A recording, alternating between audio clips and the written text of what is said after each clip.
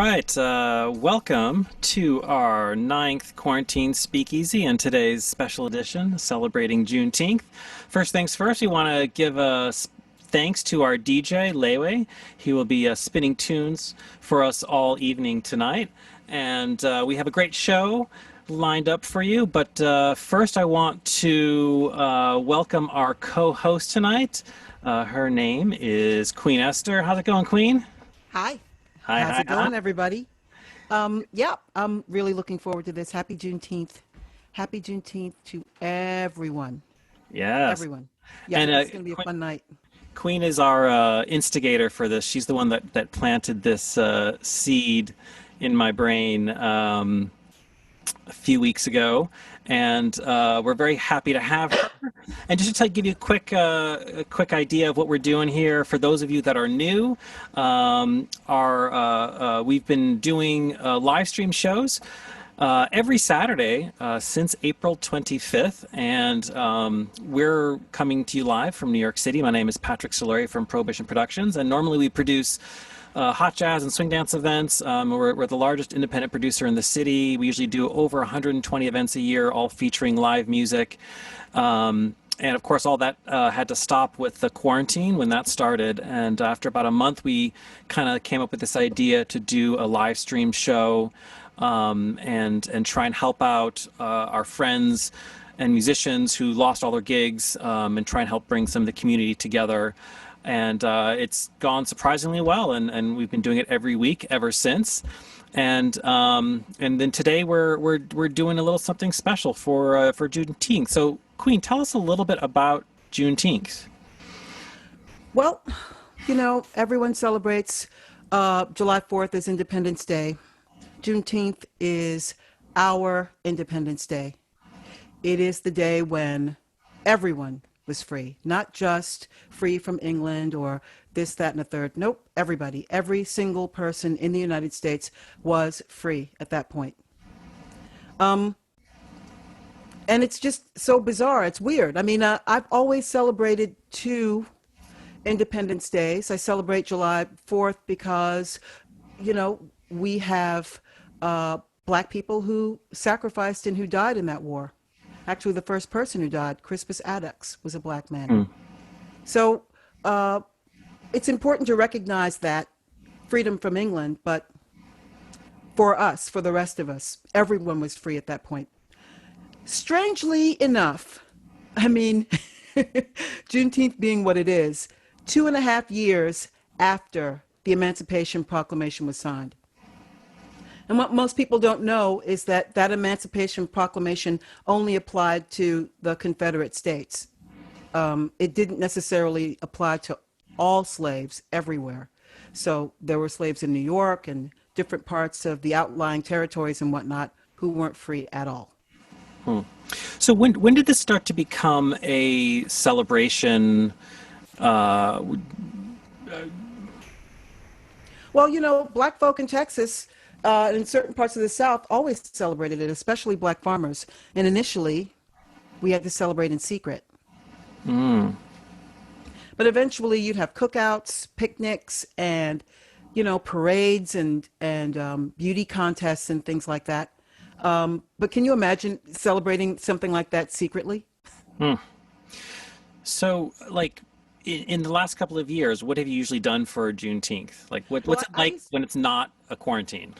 I used to live in Texas. I did most of my undergrad there, and when Juneteenth happened, it was a complete blowout. I mean, I remember celebrating all week. I really miss the rodeos. I miss the Black cowboys. I miss Frito pie. Frito pie is easy to make, I guess.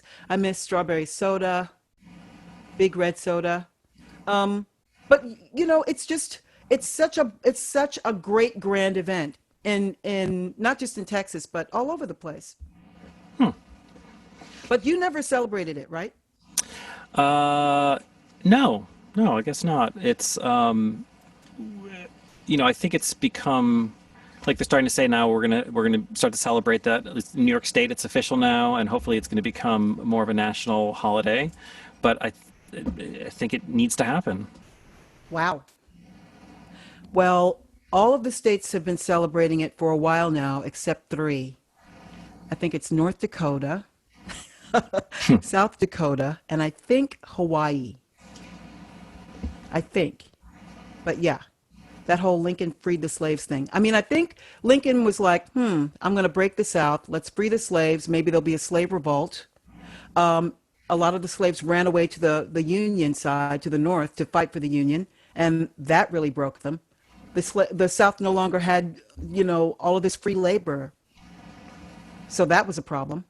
And then blackbirding started. Well, blackbirding started before that, but that was when it really ran rampant. I see you, whether you're free or whether you're a slave, and I just kidnap you and take you down south. Good times.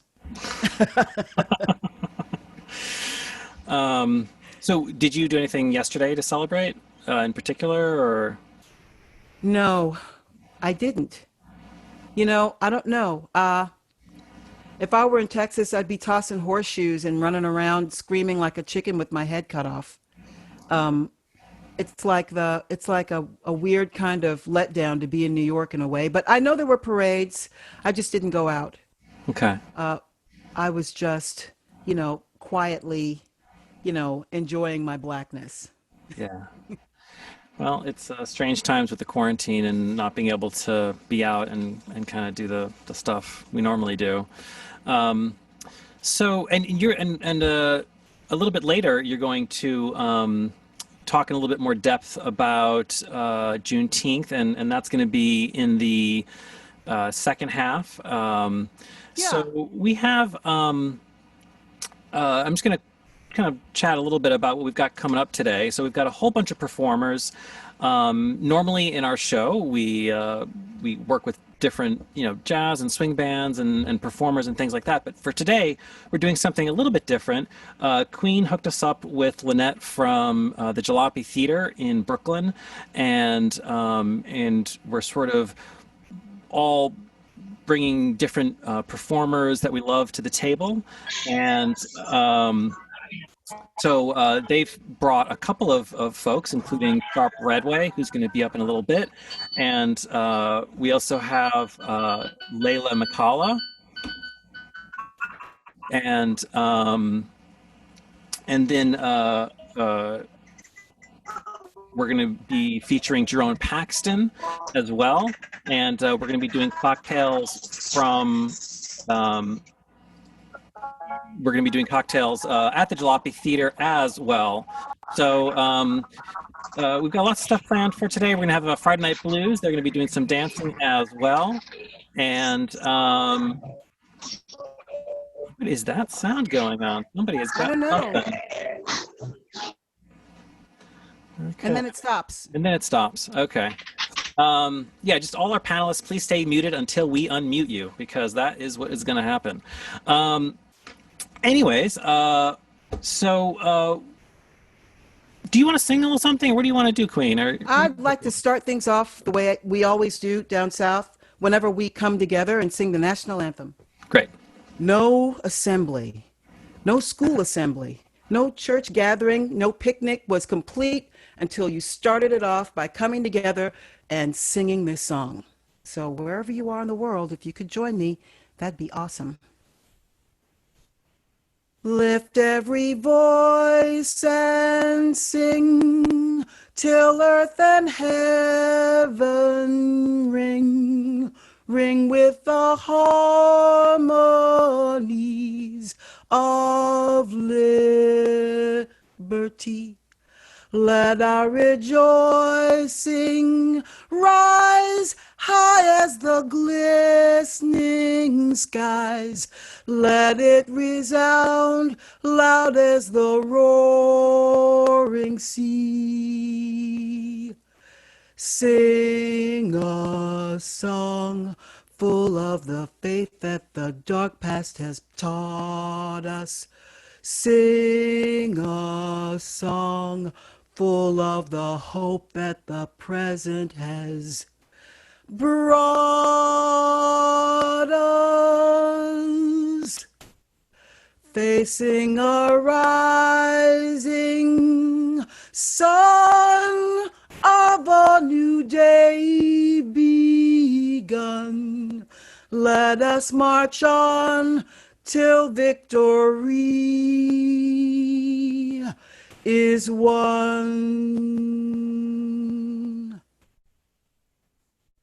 Thank you. Yay. Thank you. So I think we're going to move along with our first thing we're going to do, and this was a great idea that Lynette had, is we're going to have a toast, and we're going to go to Harlem, and we have Celeste here, and she is with Harlem Brewering. How's it going, Celeste? Amazing. Hey. Beautiful weekend. Happy to be with you guys today, celebrating Juneteenth weekend. And having a beer first. Oh, I think the internet's a little bit bad. We're having a little trouble hearing you. It's a little choppy. You can't hear me? Oh, we can hear you. It's just a little. It's a little. I can hear you. Okay. Yeah. Apologies for that. So what happens when you hang out at a bar? It's a little choppy. We all wish we could be there with you. Yeah. So tell us a little bit about Harlem Brewing before you give us some toast.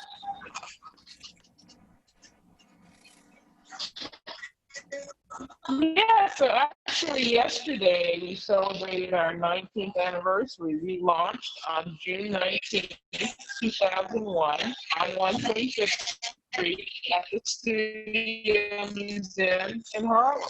So we turned 19 on June 19th. Wow, congratulations. Did you hear that? Yes, you said you turned, in case you couldn't hear that, she said that they launched on June 19th and they just celebrated their 19th anniversary yesterday. Yes. Great. Yesterday. We launched on 125th Street. Yes. Awesome. And how many different beers do you have? Well, you may be able to see this one in the picture. I'm having a Harlem Renaissance Wit beer. This year is the 100th anniversary of the Harlem Renaissance, and we have this beer. We also have the Harlem Sugar Hill Golden Elves, and we have our Harlem 125th Street IPA. That's cool. So you have a brewery and a bar then up on 125th Street? No, we don't. I have a Brudio on 141st Street in Harlem.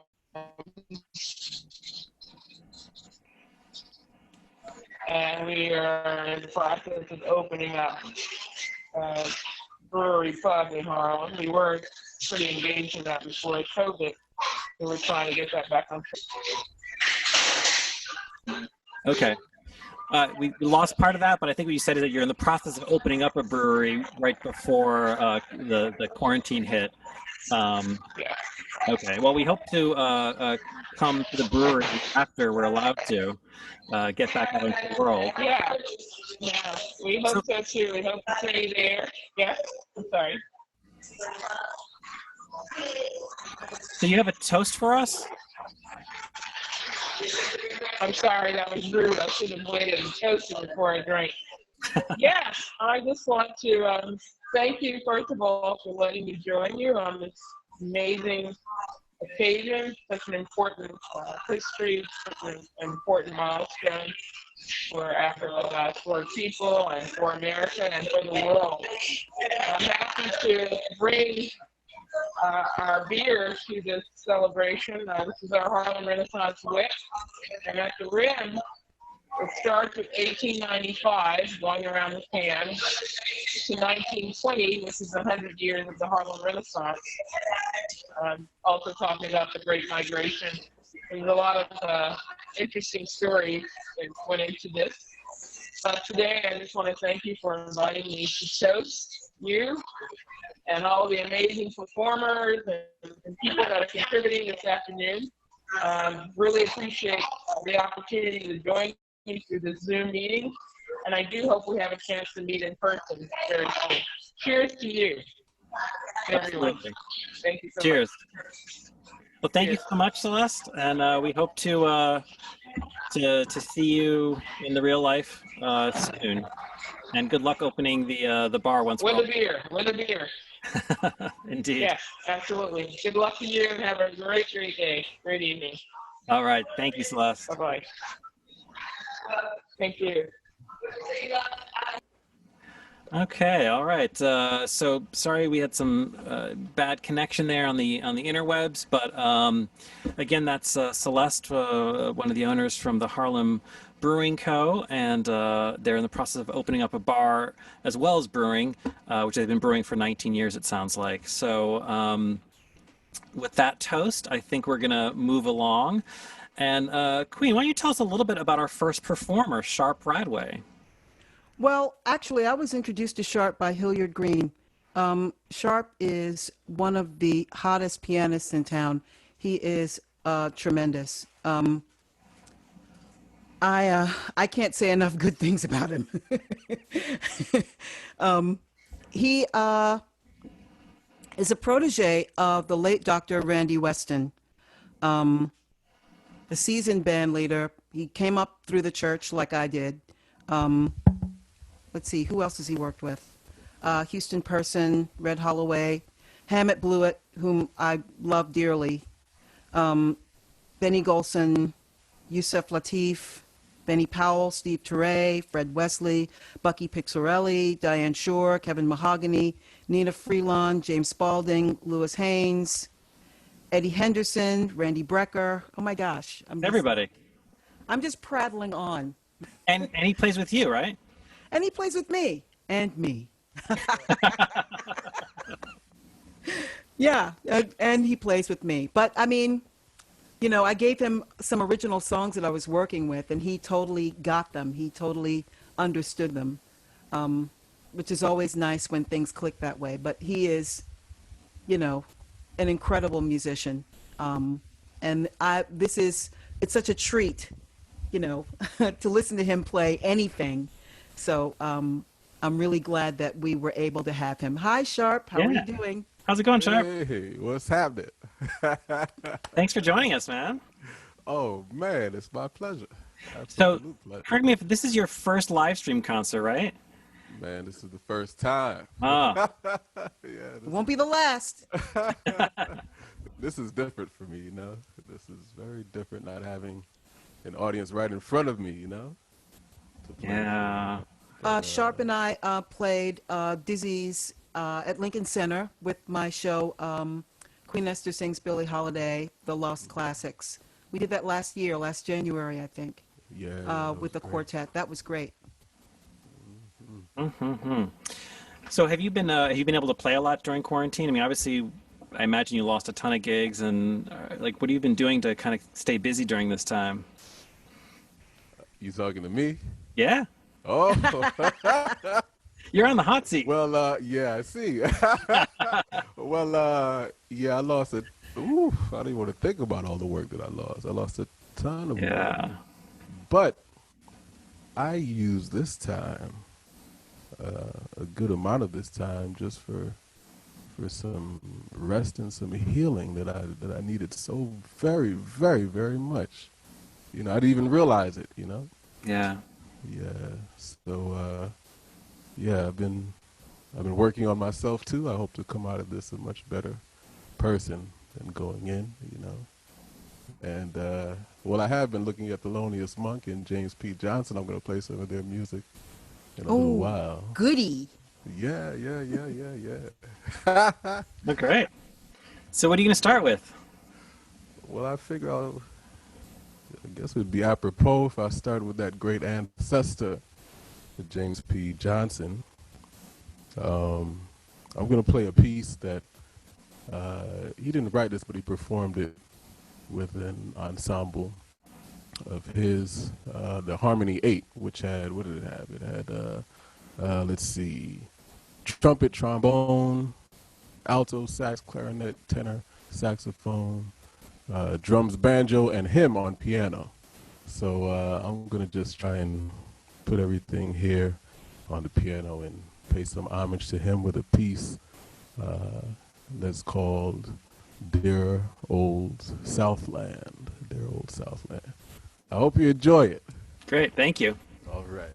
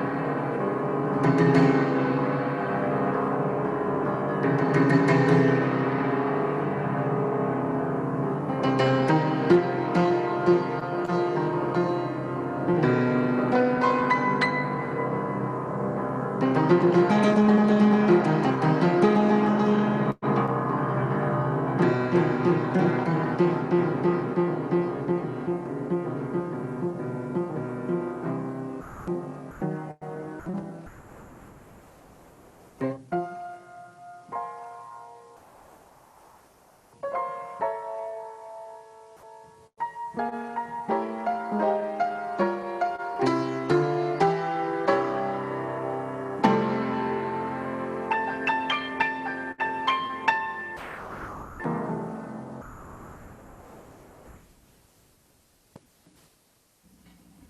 right.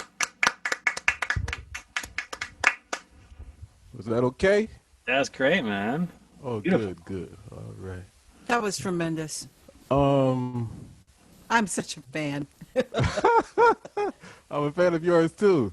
Come on.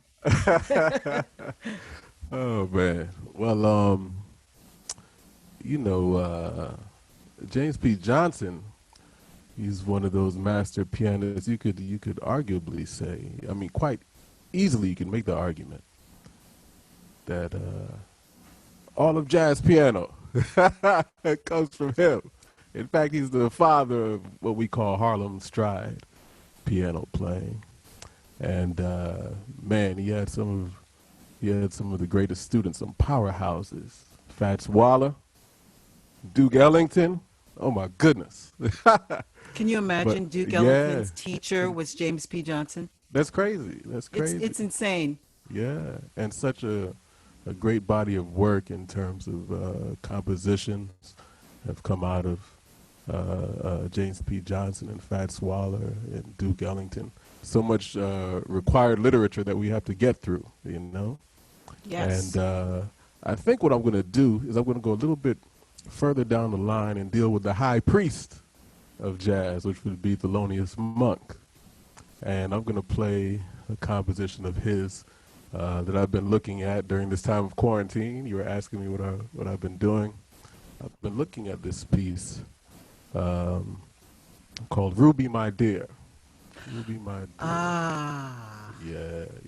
So I'll still be looking at it after I play it here this evening. But I guess you can come along with me on this journey. That's a beautiful song. Yeah, Ruby My Dear. So here we go.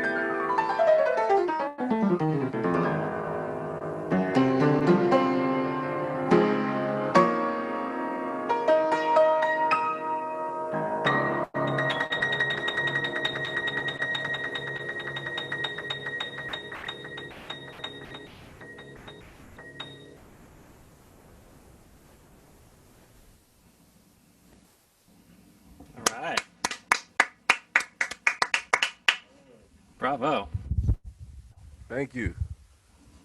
Beautiful, beautiful. It So you looks got, like As my usual. time is spent, huh? That was beautiful. Oh, thank you so much, Queen. Yeah. Always a pleasure. I'm looking forward to working with you again. I was playing with you as you were singing in You the back were? room there. Yeah, oh, of course. You're a B We flat. we're gonna hook that up next time. Yeah. That'd be fantastic. I know I wasn't singing alone. In my heart, I know. So it's nice to know you were with me too. Oh, absolutely. I couldn't leave you hanging out there. Yay. Patrick, thank you so much for having me. And happy Juneteenth to everyone. oh, thank you so much. It was a pleasure having you. And hope to see you with Queen and out and about in the town, you know, Yes, next indeed. time. Yes, indeed. Yes, Soon. Yes. All right. Thanks again. Cheers. Okay. Take care now. All right. Peace bye. and love. All right. Again, that is Sharp Radway coming to us live in the Bronx. And pleasure to have him and hear him. And for those of you just joining us, welcome to our 9th quarantine speakeasy. And today is our Juneteenth celebration. And we also want to remind everyone, if you can, please make a donation. We are splitting all of our donations between all the performers that you'll be seeing tonight. And you can send that either through Prohibition Productions PayPal, Venmo, or Zelle. And the information is posted on our chat. And it's also on our registration page that you received by email, as well as on our Facebook and website. And we'll be taking donations not only during the live stream, but all the way through Tuesday. So if you're not watching this live and catching it a little bit later, you're still able to do that. And it's very much appreciated. And we thank everyone that has made donations so far. And we're going to move along. And up next, we're going to do a little bit of dancing. And Queen was the one that suggested that we have a little bit of blues dancing. Did Yeah, you're Well, like, you oh, we know got some what? blues dancing. When I again, when I live down south and you have a blues band playing, it's a different kind of movement and everything than it is with swing dancing. It's not necessarily as structured. Yeah, it made perfect sense, especially with some of the performers that we're having tonight, like JERRON, and you know, and it made me think about one of the blues groups that's here in the city that I used to go dancing there a lot. They're called FRIDAY Night Blues, and Yes. yeah, and they have well, during normal times they have dances every Friday. And they usually do different DJs, including Odysseus Baylor, who was DJing with us a couple weeks ago and talking. But they have all kinds of DJs and dances, and once a month they have a live band, and they featured some of the bands we love, like King Solomon Hicks and all kinds of other great folks. So what we're going to do tonight is we actually contacted them, and Virginia, who runs one of the people that runs them, suggested that we work with a couple of fabulous dancers. And so today we have Laura and Rob, and we are going to go over to them in Brooklyn. And how's it going, guys? Hey, Patrick. We're doing all right. So how did you guys, how long have you been involved with Friday Night Blues? Feels like a long time. No, I'm I kidding. have to count. It's true for you. It has been. Probably 6-7 years. Okay. I only moved here about a year and a half ago, so It's year my and a fault. half. Okay. So you guys not only dance there, but you teach every week, right? I mean, it's not just us, but Friday Night Blues does have a class every week. But we're part of our rotating staff. We get to share it with a lot of wonderful people. We both teach and I DJ. Very cool. Okay. So you're going to do a little something for us today. What do you got in mind? Yeah, we chose out a fun song. dancing. So we wanted to dance to I'm Ready by Muddy Waters. Okay. Very cool. And while you're queuing that up, I just wanted to mention to everyone out there that we were trying to figure out how do you dance during quarantine? Big question, right? So when I was talking to Virginia at Friday Night Blues, I said, who are some great blues dancers that are quarantined together as a couple that are both dancers? And she's like, oh, we gotta have Rob and Laura. So it's we're practicing safe dancing. That's good to mention. It's a Some big people challenge. might be at home going, why are they touching? Why Exactly. are they touching? It's been a lot of furniture rearranging so we can dance in our tight space. You wouldn't imagine what I had to do to get this. Actually, I wanted to mention while we're waiting, I was talking with a guy yesterday from Berlin who's a big jazz fan, and he told me that he went to a dance there actually a couple nights ago, and what they're doing is interesting because I think this might be what's going to happen a little bit. Is they had 10 couples allowed on the floor at a time. There was like a square that you had to dance in. And you could only dance with a partner that you brought with you that you've been quarantining with. Aww. And you had to wear masks in and out of the venue, and if you were getting up from your table or something like that. So it was a limited admission, and then once you got on the floor, and it was all distance and everything like that, you had to stay within that like marked off square, and then you could dance. So who knows? Maybe that's what's going to be happening in our future. Hard to say. But are you guys ready over there? Pretty cool. Yeah, I think Oh, we're ready. yeah. All right, take it away. All right. Here I go.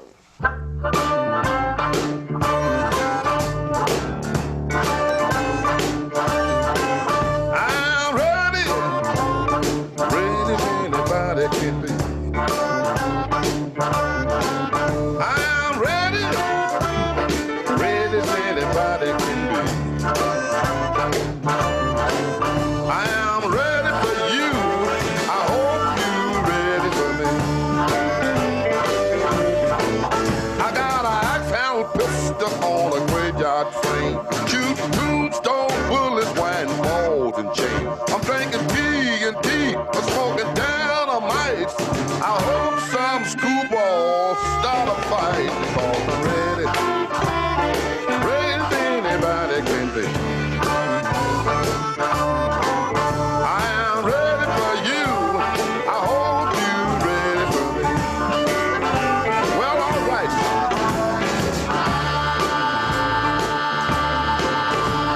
Well.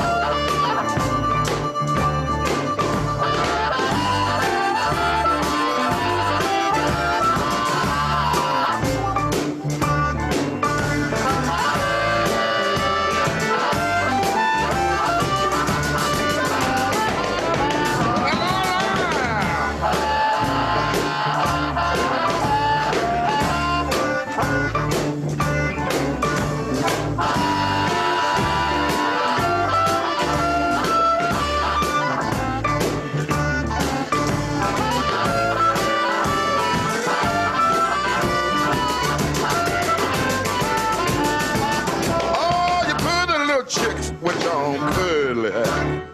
I know you feel like I ain't no white. But stop what you're doing, baby, come over here. I prove to you, baby, that I ain't no square. Because I'm ready, ready as anybody can be. I am ready for you. I hope you're ready for me. You hear me? You hear me? I hear you, son. I hear you.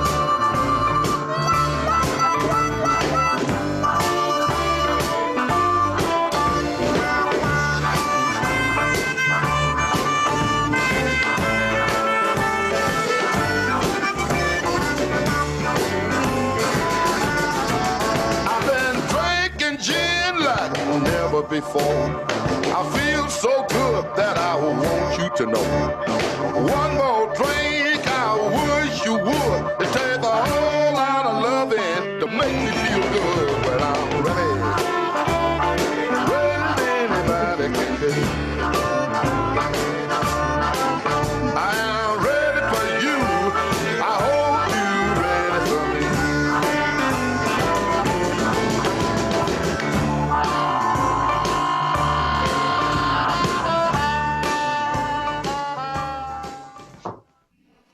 All right. Very cool. Thank you very much. So we're actually going to bring you guys back in the second half to do another number, and at that time, I want to talk a little bit about some of the different styles of blues dancing, because I think that's something that we all had mentioned a little bit earlier. But until then, let's just say goodbye for now, and we want to thank you for that. What was the music, by the way? Who was that? I'm Ready by Muddy Waters. Very cool. Very cool. All right. 1960 recording, I think. Okay. Very cool. All right. Well, we'll catch you in a little bit then. See you soon. Cheers. Thanks. Thank you. All right. So we're going to move along, and we've got our next musical. Oops. Our next musical oops. Our next musical oops. I'm just clicking buttons down here, hoping to get the right one. Yes, so up next, hey Queen, how's it going? Hello. Yeah.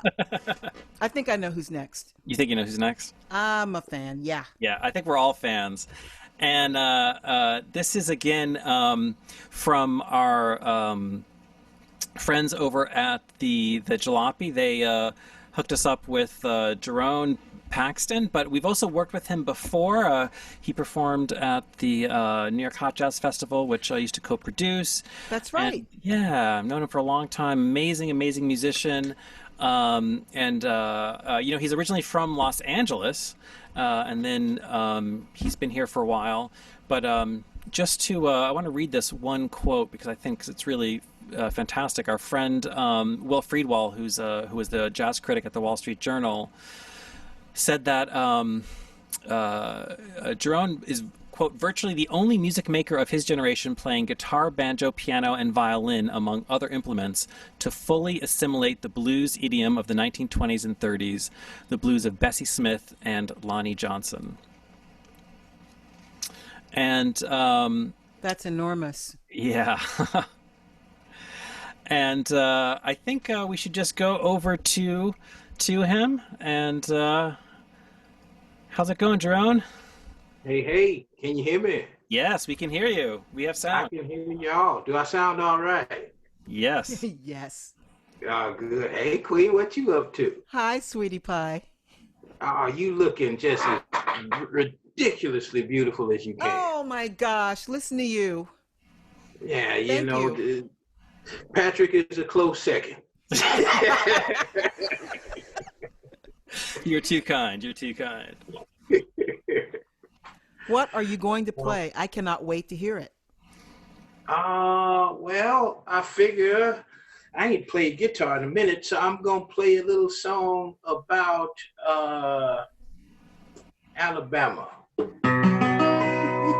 Uh-oh. If that's making you laugh, then something's up.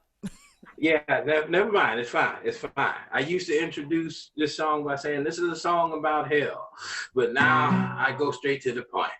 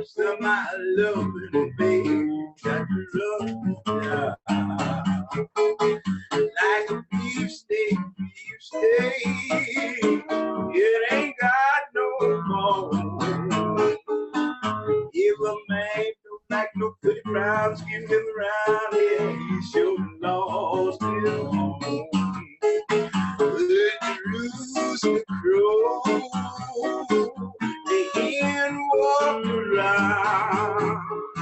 Said if you want to buy some of my fricassee, you got to run me down. Yes, you had to bamble down. Daddy bamble down. If the boat don't sink, train don't turn around, I'm Alabama bound. Then I got a girl, and she was working hard in the dress that pretty little brown skin well got no thinking to do. She bring me coffee. She bring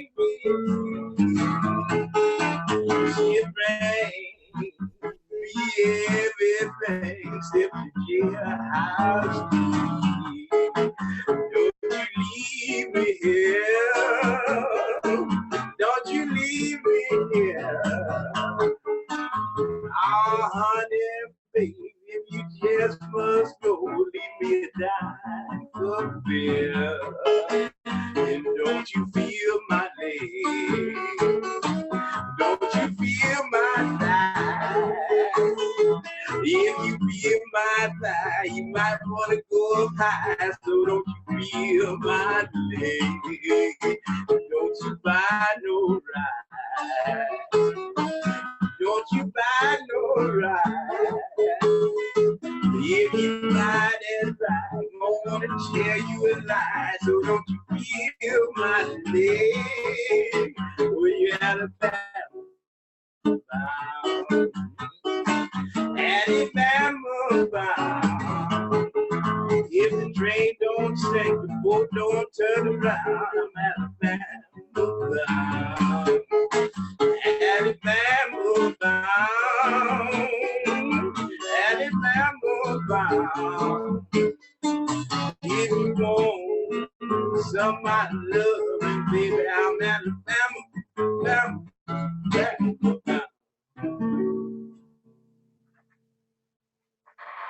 Yeah.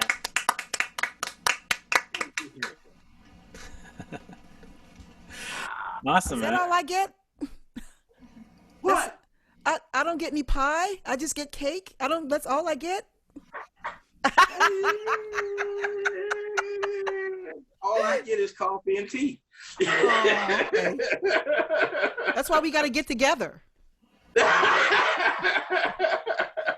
When life gives me clams, you bring the butter. There it is. That was amazing. Oh, well, thank you. Cheers. I'm glad you liked it. What y'all been listening to lately? Oh, Queen Victoria Spivey. Oh, that's one of my favorites. Oh, yeah. She got cabbage raw. She got cabbage slaw. She got cabbage on the shelf. She got cabbage in her drawer, and she says so. And, of course, Alberta Hunter. A lot of that. Oh, absolutely. She's the one. She's the one. I've been hanging to some ragtime.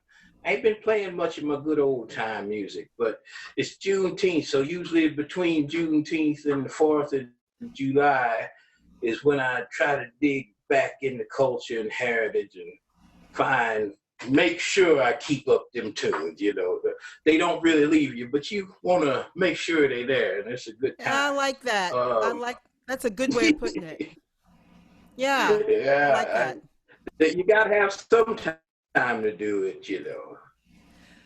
Do you know that song by Alberta Hunter called "You Can't Tell the Difference After Dark"?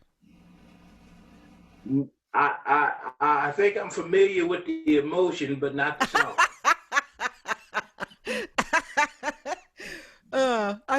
I don't know why I thought you'd know that song. I'm not trying to say anything. You're confusing my artistry and my emotions, I see. I didn't mean to. That's just one of my favorite songs by her. Lovely. Absolutely lovely. That's a good Yeah, stuff. she's one of my favorites. It's not too many people you like them as much when they're older as much as when they're younger, but she's one of those people that just crosses the generation. Her and Scrapper Blackwell. She kept going. Exactly. She kept going. Her story is remarkable. You know, when she realized that she was no longer an ingenue and that she wasn't getting the parts that she wanted and her band wasn't working, she lied, said that she'd finished high school, and sort of talked her way into a program in New York to be, you know, a nurse's aide. And she began this whole other career in her 60s. Wow. Everybody thought she was in her 40s. She never told her age, but she was in her 60s. And she worked right there on Roosevelt Island as a nurse's aide for years, and lived over here in my neighborhood. Lived in a co-op, 135th or 137th or something, and Riverside. Can you believe it? So when she finally retired, when they thought she was 63, the cooking at the cookery and all of that was going on, she got up on stage and said, "They think that I'm 63 and I'm actually 87." I know. I mean, that's a powerful woman. Yeah, she went all the way around the world, all over again. She went to South America. She played Europe. She sang for the Queen. She was on television. She went to the White House and sang. She did it up. Isn't that amazing? Powerful. Passed away reading. Passed away reading a book in her favorite easy chair. On the verge, I think she was 98 or 99 years old. Wow, that's a good way to go. Yeah, I love her a lot. She wrote Downhearted Blues. Well, all the good, I won't say all, but most of the good blues songs was written by the ladies. I say you can't be a good blues man unless you steal from Ma Rainey. It's pretty impossible. I think that's a good rule.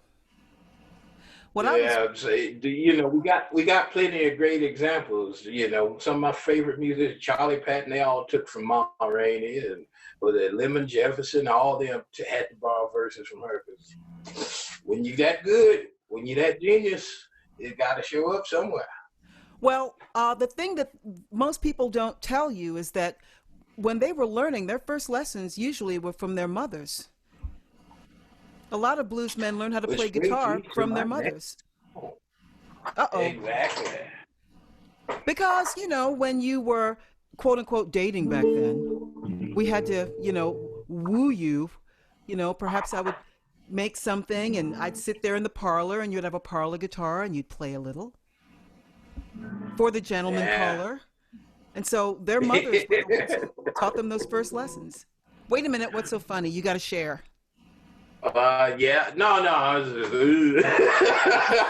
was like, gentleman caller, what kind of house did you grow up in? I mean, no, not that.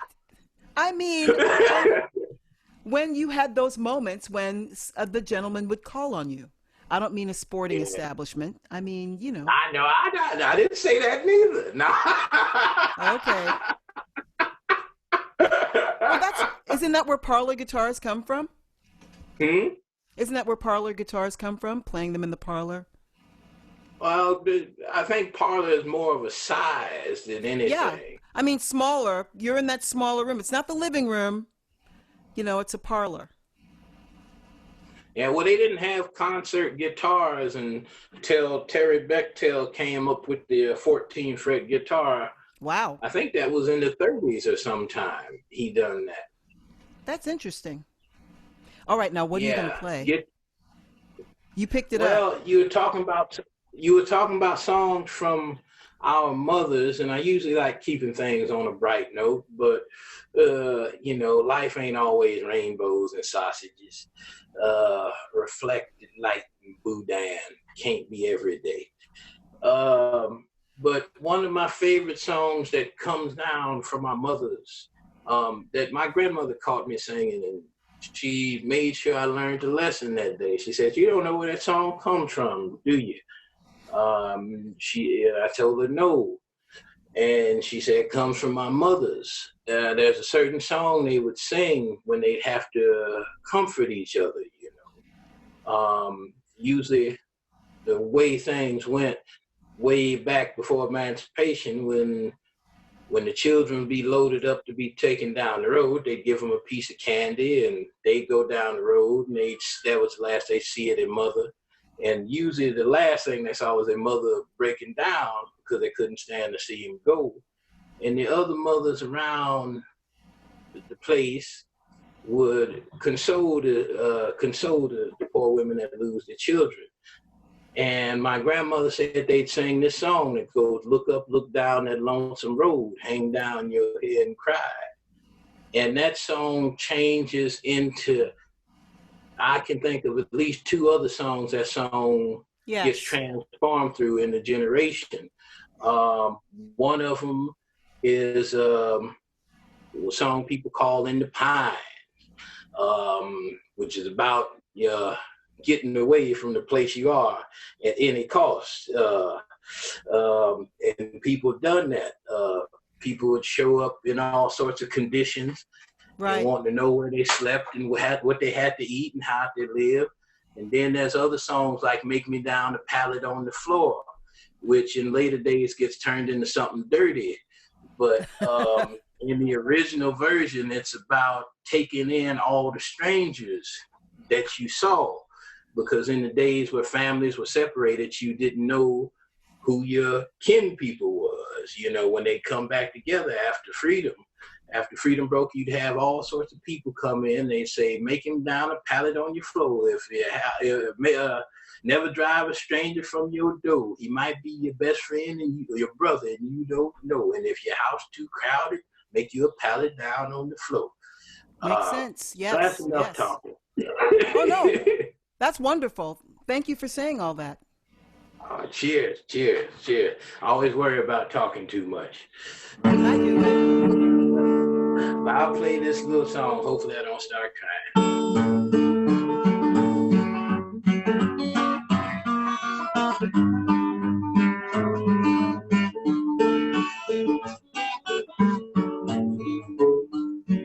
Look up, look down, and lonesome lane, hang down your head and cry.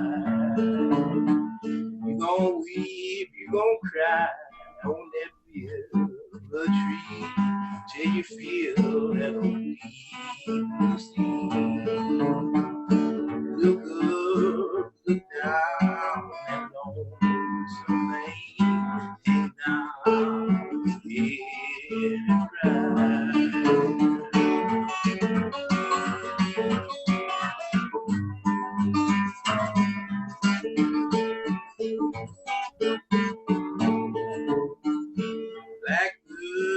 Black girl, don't lie to me. Tell me where did you sleep last night? I'm all lonesome in the pine where the sun never shines, and I shiver when the cold wind blows. My hat, it was shot, my poor head was to the ground, and oh Lordy, oh how I'm old. I could hear those bullets, they were whipping through the air, and they were singing, "Home, sweet home." Black girl, where will you go? I'm going where the cold wind blows. You the cause me to weep, you the cause me to mourn, you the cause me to my home.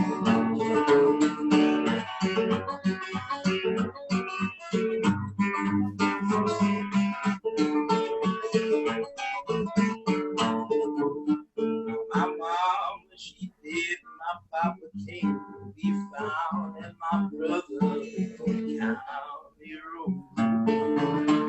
My sister, she done landed in some free sporting house, and Lordy, oh how I'm old. They took my poor brother down that smoky road, brought him back, he's on the cool and bold. My poor husband was the hard working man, killed a mile and a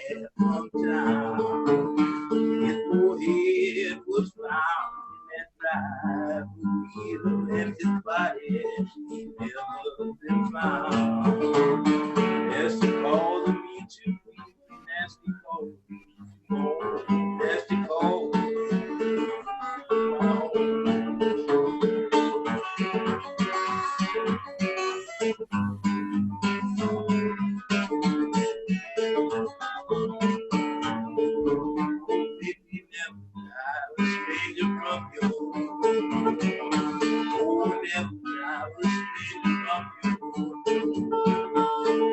If I come to your home, then got no place to go. Won't make me down to pat it on your floor. Oh, honey, babe, I said it to love. Oh, honey, babe, I said it to love.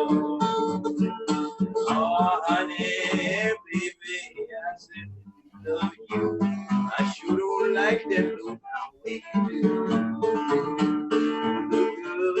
Look down and on some lane, look down and cry. Look down and on some lane, look down and cry.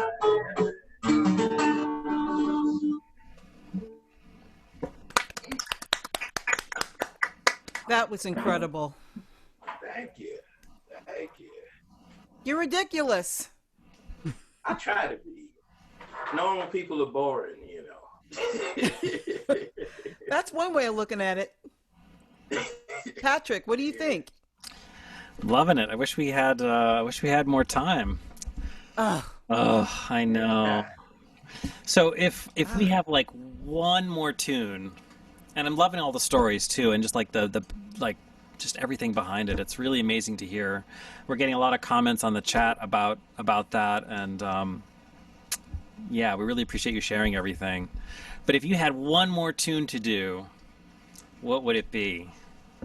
I play one of my favorite songs by one of my favorite musicians, Mr. D. Ford Bailey, who is credited as the first black star of the Grand Ole Opry, but we could omit the word black because he was the first star of the Grand Ole Opry, because he was the first sound heard on the Grand Ole Opry.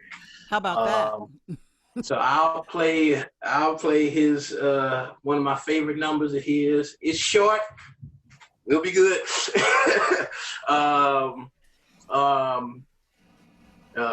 Ice Water Blues.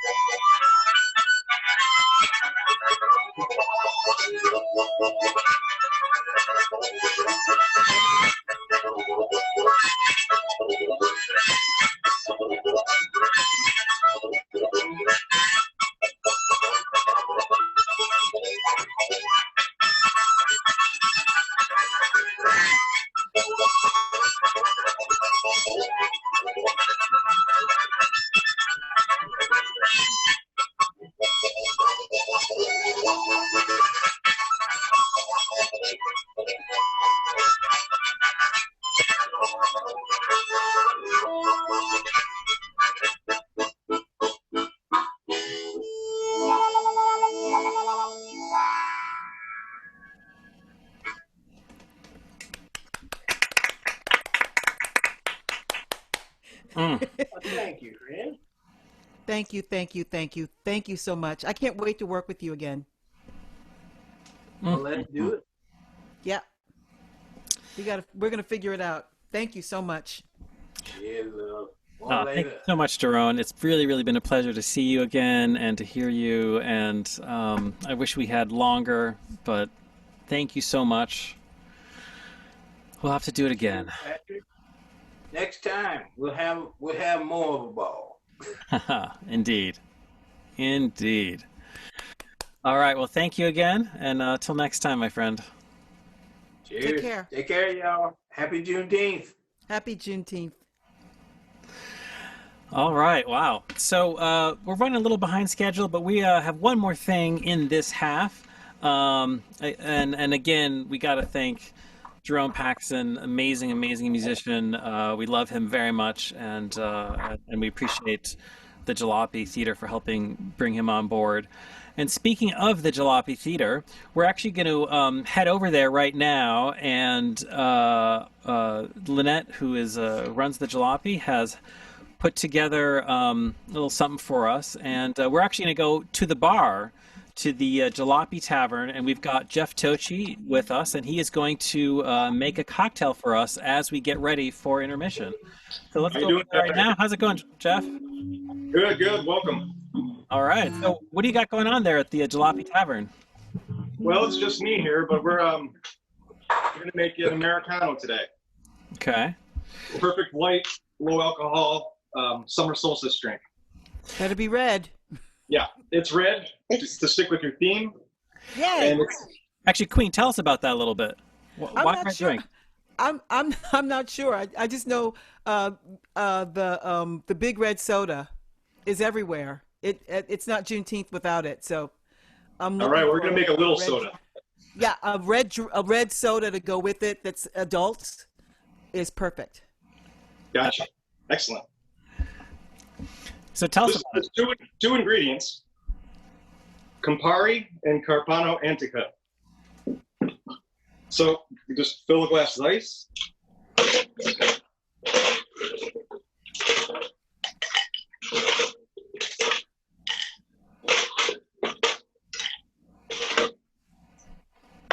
This is a double jigger, 2 ounces. So we're going to do 2 ounces of each.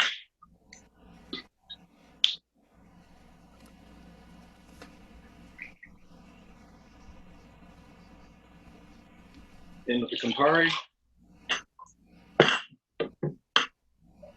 the Carpano, which is a sweet vermouth. Both of these ingredients come from the Piedmont region of Italy.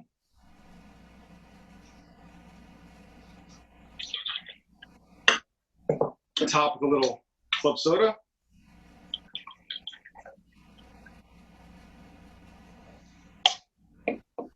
And lemon on the rim. And that is it. That is an Americano, perfect for the summer. Perfect Absolutely. For yeah. So can you use any vermouth with that, or do you have any preferences? You said like more on the sweet side, or because Carpano's a little bit on the complex for vermouths, right? Yeah, I mean, this drink only has 2 ingredients, so I would use the 2 best. I mean, you can't substitute the Campari, of course, but you could use a different sweet vermouth. Yeah.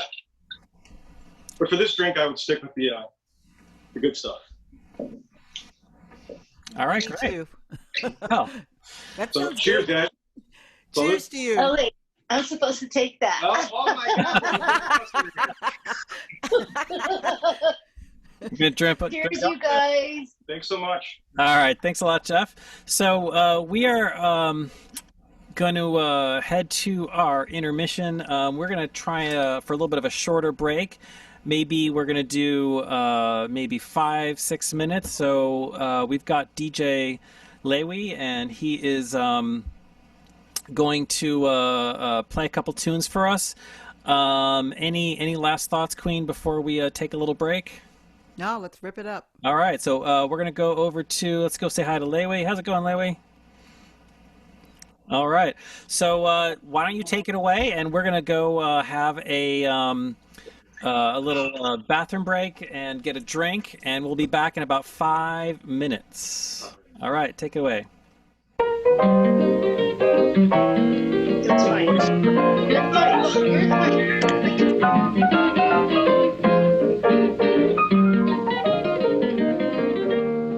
Look what the sun has done.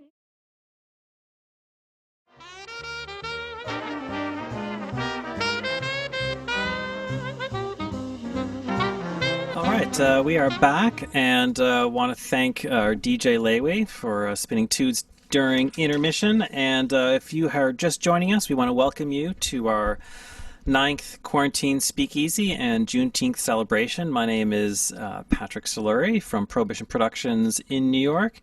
And we're so glad to have you here today. And we still have another half of the show coming up. We have some wonderful performers, including LEYLA McCALLA and the New Orleans Swamp Donkeys. And we also have another performance by Friday Night Blues. And then we're going to do another after party, and DJ LEWI is going to spin a bunch more tunes a little bit later. And anyone that wants to join in, we're going to open the video up to anyone that wants at the end for our after party, and do that for a little bit. But so we want to thank you for coming and for participating, and let's go. I see Queen Esther is back. Let's go say hi. Hello. I know. I disappear so easily. I hope you got a drink or something. I know, right? Well, actually, I have some root beer that's chilling. Okay. We have beer. a sort of an orangish, reddish drink. An Aperol what's that? Spritz. So cheers. There it is. So I just wanted to mention, we are accepting donations, and all donations get split between all of our performers that you're seeing tonight. So we kindly ask you to send minimum of $5 donation, but more is, of course, greatly appreciated. I will post on the chat on the side. If you haven't joined the chat and you are on Zoom, just hit the chat button, and please let us know where you're watching from. And you can also communicate with us or any of the other guests that are on tonight's live stream. But again, donations can be made through PayPal, Venmo, or Zelle, and it's very much appreciated. So thank you everyone that has donated already, and everyone that's going to be donating soon. And for those that are catching this after the live stream, because we are going to post it on Facebook and YouTube, you can still make a donation through Tuesday, probably even Wednesday, but we try and get this wrapped up in the middle of the week so we can take care of all of our performers and get ready for the next show. So we are doing a show next week on the 27th, and we're putting that together. We have the registration page up, and we're going to include Svetlana and the Delancey Five. We're going to premiere a video with the Hot Toddies, and Queen Esther is singing on one of those. And if I can get... Oh, that's right. Yes, that's next week. That's why I was pushing you. Oh, that's right. I love that song. Yeah, Don't Fence Me In. Yeah. So appropriate. Yeah. Yeah, it's going to be a good one. So yeah, that's going to be next week, June 27th, and we're probably going to take a week off for the 4th of July weekend, and then probably come back in July. So the idea is that we're doing these live streams during quarantine. New York is in phase 1 of reopening. Monday we start phase 2, but we are still... We don't have bars and restaurants open as many other places. So we hope you'll keep tuning in. And we also wanted to bring up Lynette from the Jalopy Theatre and to say a few words because today's live stream we're working with them, and they've helped bring some of their wonderful musicians that we work with. So let's head over to the Jalopy and say hi to Lynette. Hey, Lynette. Hello, everyone. Thanks so much for joining us tonight. Thank you. So tell us just a little bit about the Jalopy Theatre for those that don't know about it. The Jalopy Theatre is a community arts space focused on folk and traditional music, and we're in Red Hook, Brooklyn. And we've been at this for 14 years, and we've watched a lot of amazing artists start their career with us and go on to bigger things, and artists like JERRON who have gone on to bigger things and still play a part in our lives. And we're also a music school, so we teach all of the stringed instruments and voice in a folk tradition where people are coming together and learning as a community. Very cool. And are you guys obviously shut down for quarantine, but do you have live streams? Are you doing anything online that we should know about? We started a series called Stay the Folk Home. And so we do a concert every Wednesday and Friday night. We also do kids concerts, family entertainment on Sundays.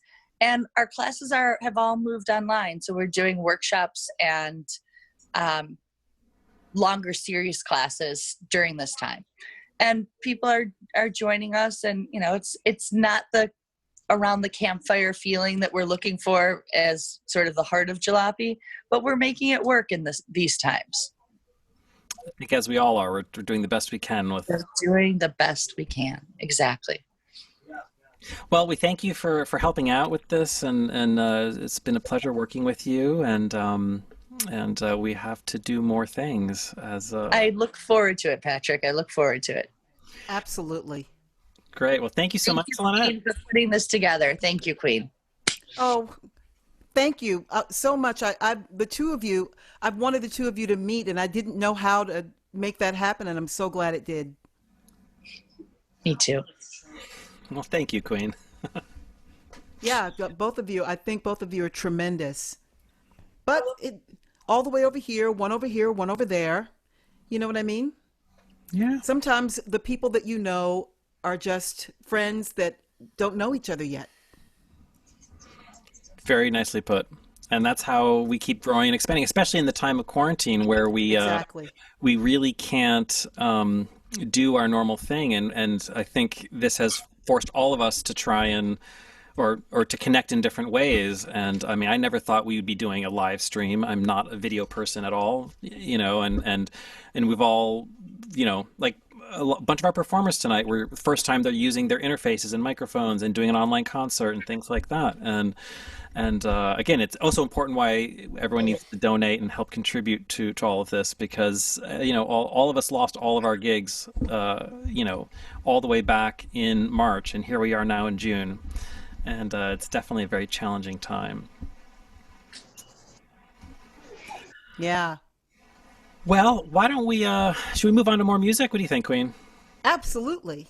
What's up? Okay, so speaking of the Jalopy Theater, and thank you again, Lynette. It was a pleasure to see you, and I look forward to meeting in person another time. And so Lynette helped us meet this next performer, and we're very excited to have her. Her name is LEYLA McCALLA, and she's while originally from New York City, and she lives in New Orleans right now, but her parents are Haitian immigrants, and I was just reading her bio, and has such an amazing background and such a multicultural mix, sort of musically and personally and socially. She went to NYU for cello and chamber music, and then lived in Ghana for 2 years, and then moved to New Orleans and started playing music down there in this amazing mix. She sings in French, Haitian, Creole, and English, plays cello, tenor banjo, and guitar. And for 2 years, she was part of the Grammy Award-winning African-American string band, the Carolina Chocolate Drops. And then she left them in 2013 and now is pursuing her solo career. And we're going to go to her now live in New Orleans. And let's say hello to LEYLA. How's it going, LEYLA? Hey, it's going well. How are you? Good. Good to see you. So how are you? Yeah, it's nice to be here. So how are things in New Orleans right now? What's going on? I mean, I think this sort of patchwork approach to battling a COVID is going to backfire. And that's basically what's going on, Most people are wearing masks in Orleans Parish, but you go other places and you see that the rules are a lot looser. So yeah, there's also this morning I went to a rally for sanitation workers who are petitioning for better pay and better protection. And so I just feel like this whole pandemic situation is really revealing a lot of the vulnerabilities in our society and the things that we need to work to change, and not talk about changing, but actually create real change. And so it's a real mix of excitement and fear and, resistance and revolution and, holding on to the things that are important to you. It's a real mixed bag. But I have to say I feel really good being here in Louisiana. I've been here, this has been my home for the past 10 years and has been such a big part of my creative life and, you know, such a part of the songs that I'm about to play for you, so. Oh, yeah, absolutely. Beautifully said. Do you still feel like a New Yorker? Definitely. What are some of the things you miss about New York? I miss the subway. Really? I really miss the subway. Yeah, the time, you know, when I was living in New York, I was living a different life. In New Orleans now, I have 3 kids. I own a home. That's a different life. That's very different. I had a lot more time to think and wonder about the future. And now it's kind of like, I miss that, you know? So I don't know if that's part of New York. It is. But I feel like that's, you know, it was such a big part of and my whole family still lives in New York. So, you know, I miss my family as well. But I don't know, I just miss the energy. Like when I go back to New York, I get like fired up. I got all these ideas of things that I want to do. And then I'm like, oh, it's so nice. I can come back to New Orleans and relax. So that's understandable. Yeah. How old are your kids? I have 2-year-old twins and an almost 6-year-old. You know, Patrick is a twin. Yes, he told me that. Yeah, all about twin power. Yeah. You're a very busy lady. 2-year-old twins will keep you going. Oh yeah. They're climbing on everything. They're eating their personalities are coming out. They're eating everything. They're throwing everything. Boys or girls? A boy and a girl. Oh, that's sweet. Yeah, that's really sweet. Yeah. Do you have a garden? I do. I do. My garden got flooded last week, though. It's like classic Louisiana garden story. It really is. Yeah, but I'm learning a lot about it. It's fun. Yeah, I miss having a garden. So what are you going to play for us? Well, I thought I would start with a Creole tune from Louisiana. I fell in love with the fiddle of Kenry Fontenot.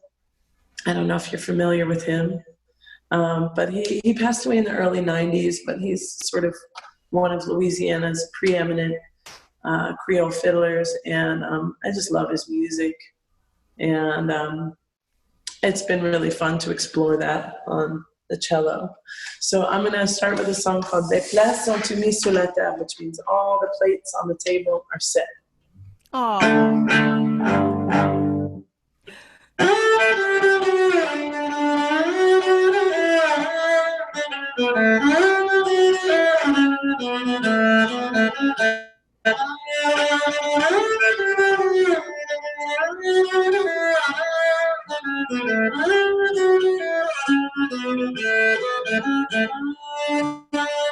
Usually pour trouver un job à rien faire. Où je vais aller pour trouver les plats tout mis sur la table.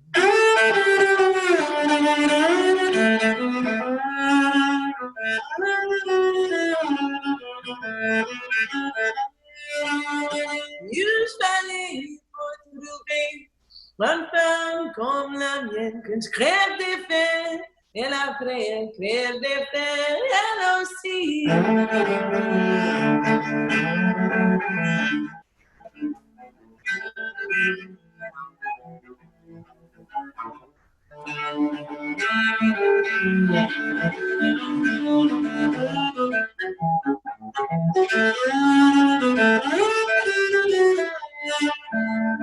Usually pour trouver les plats tout mis sur la table de ma maison.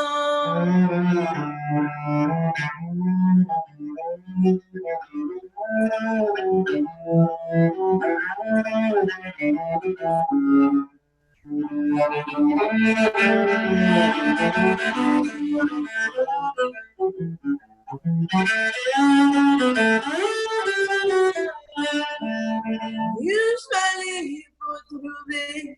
un jour rien faire, où je vais aller pour trouver les plats tout mis sur la table, où je vais aller pour trouver les plats tout mis sur la table de ma maison.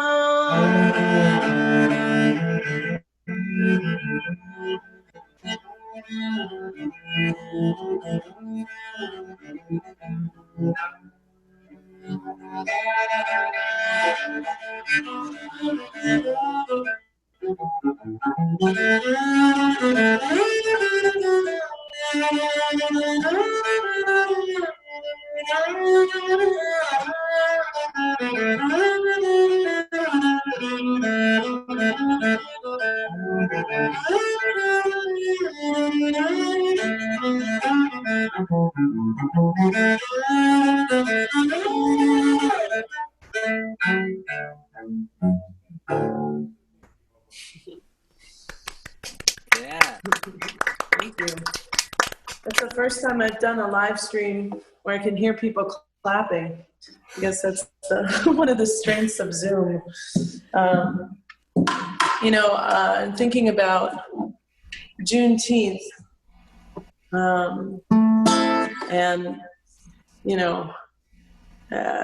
it's interesting how aware of Juneteenth everyone is this year compared to years prior.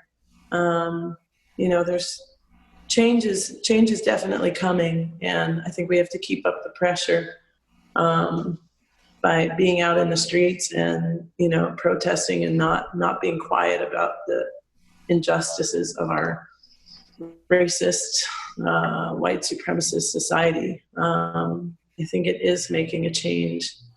But for me, I think when I think about it on the sort of personal level, the freest I feel is when I'm singing in Haitian Creole. My family's from Haiti, and for me, I studied classical cello for so many years, and I never really thought of myself as a singer. That's kind of my newest instrument, and it's interesting because that's sort of the thing that's carrying my career in a lot of different ways. And moving to New Orleans and getting into Creole Louisiana music made me kind of think about Creole more as an identity than just a language. But the language in and of itself feels like an act of resistance, speaking in Creole and whoops.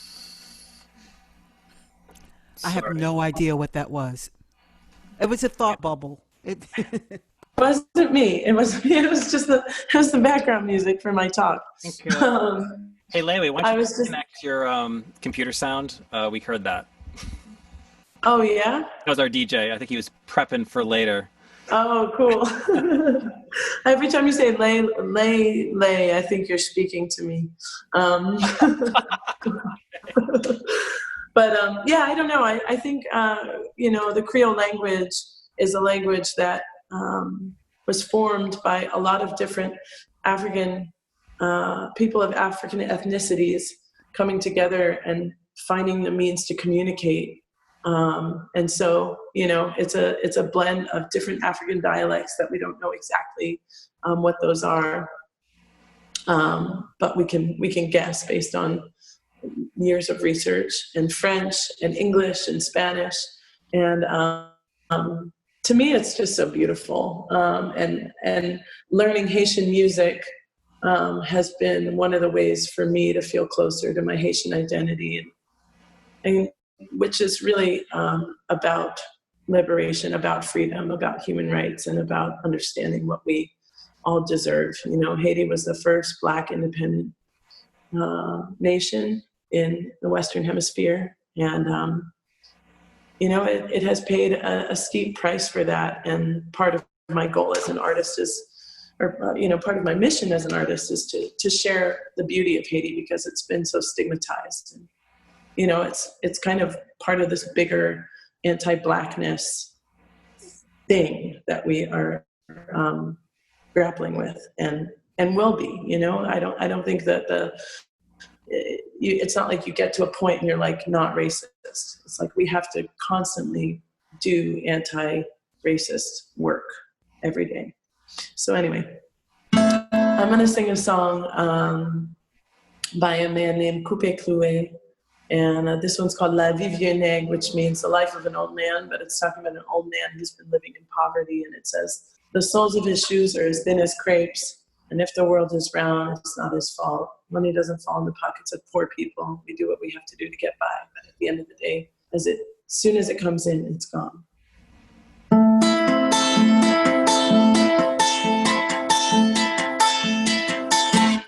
La vie vieux nègre caché sous le soleil, même si la terre ronde, c'est pas faute malheureux. La vie vieux nègre caché sous le soleil, même si la terre ronde, c'est pas faute malheureux. Là je vais faire pour nos poches malheureux, pour faire nos vies sous la terre bénie. Là je vais faire pour nos poches malheureux, pour faire pour nos vies sous la terre bénie.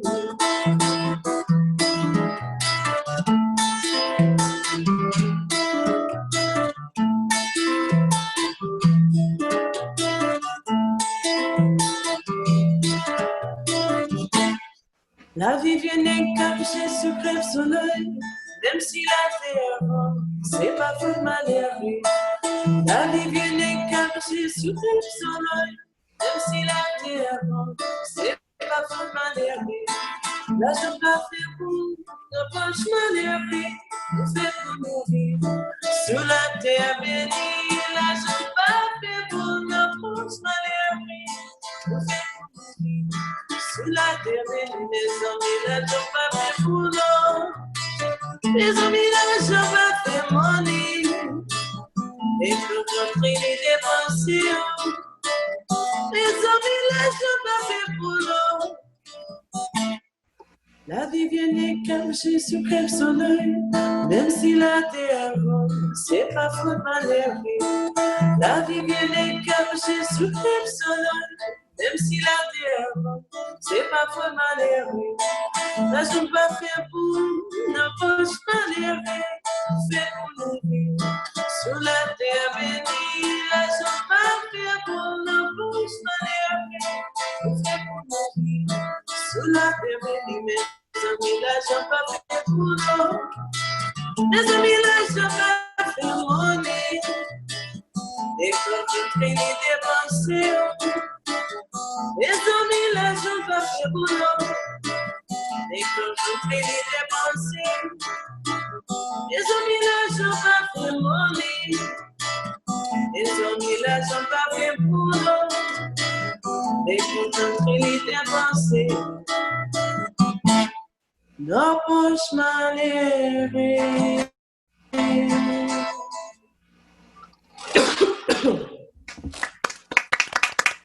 Thank you. Thanks a lot.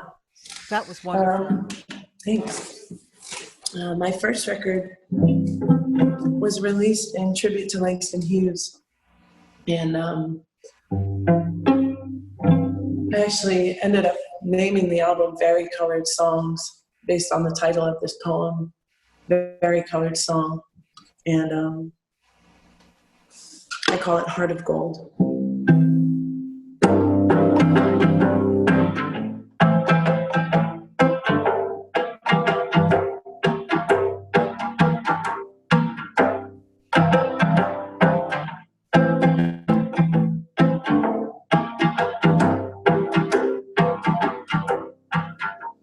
If I had a heart of gold, as some folks I know, I'd up and sell my heart of gold and head north with the dough. But I don't have a heart of gold, my heart's not even lead. It's made of clay, don't Georgia clay, and that's why my heart is red.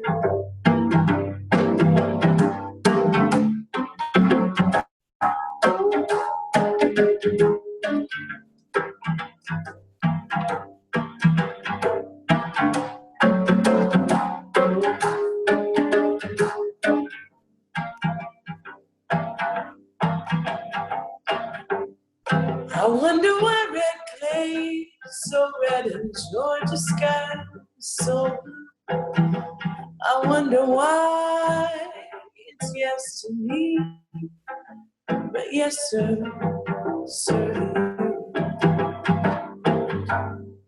I wonder why the sky is so blue and why the clay's so red. Why down south is always down and never up instead.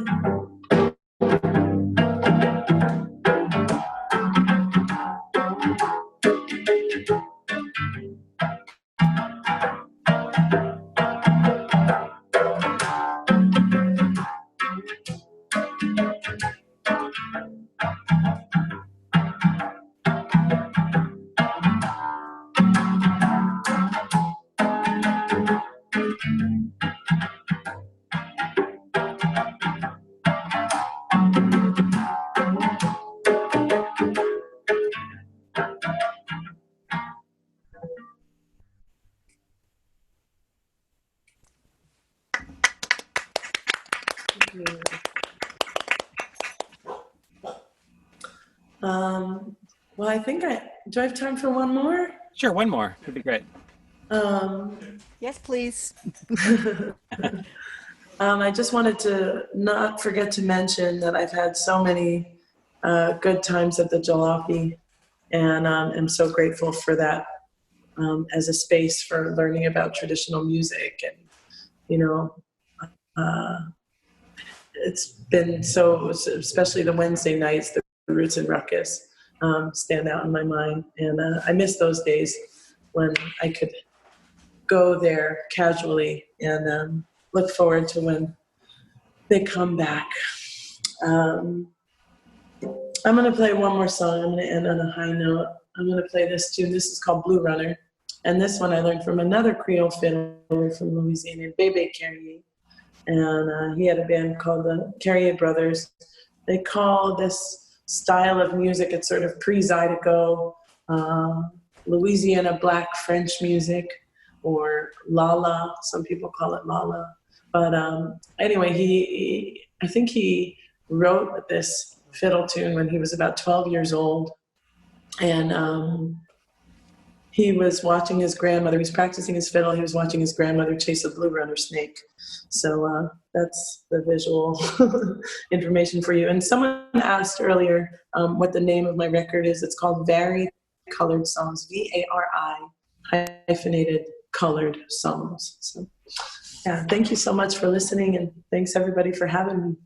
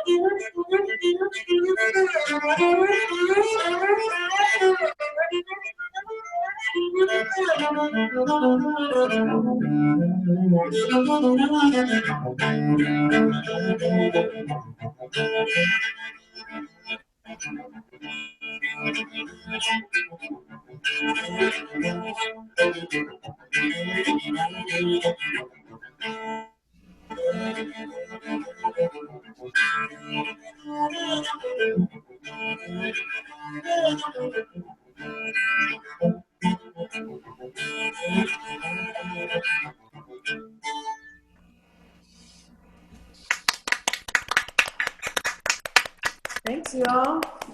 That was wonderful. Thank you so much for being a part of this. Absolutely, absolutely. Thanks for having me. I know we're a million miles apart, but wow, that was great. Thanks. Is there any online stuff that you're doing that everyone should know about, or anything you want to tell everyone? Yeah, actually, thank you for reminding me, Patrick. This Tuesday evening, I'm going to be doing a live streaming event hosted by the Parlor Room Signature Sounds. I am going to be, I have all the social media stuff. I have Twitter and Facebook and Instagram. So I'll be posting about other performances coming up, and hopefully posting some more informal videos of songs that I'm working on. And yeah, it's been really interesting to connect in this time, in this way. Have all your work canceled for the rest of the year, but then all these other sort of connections are sprouting up. So yeah, that's how we connect, just letting each other know what's going on. And yeah, so yeah, it's LEYLA Cello on Instagram, and then just my name, LEYLA McCALLA, on Facebook. So. Great, thank you so much.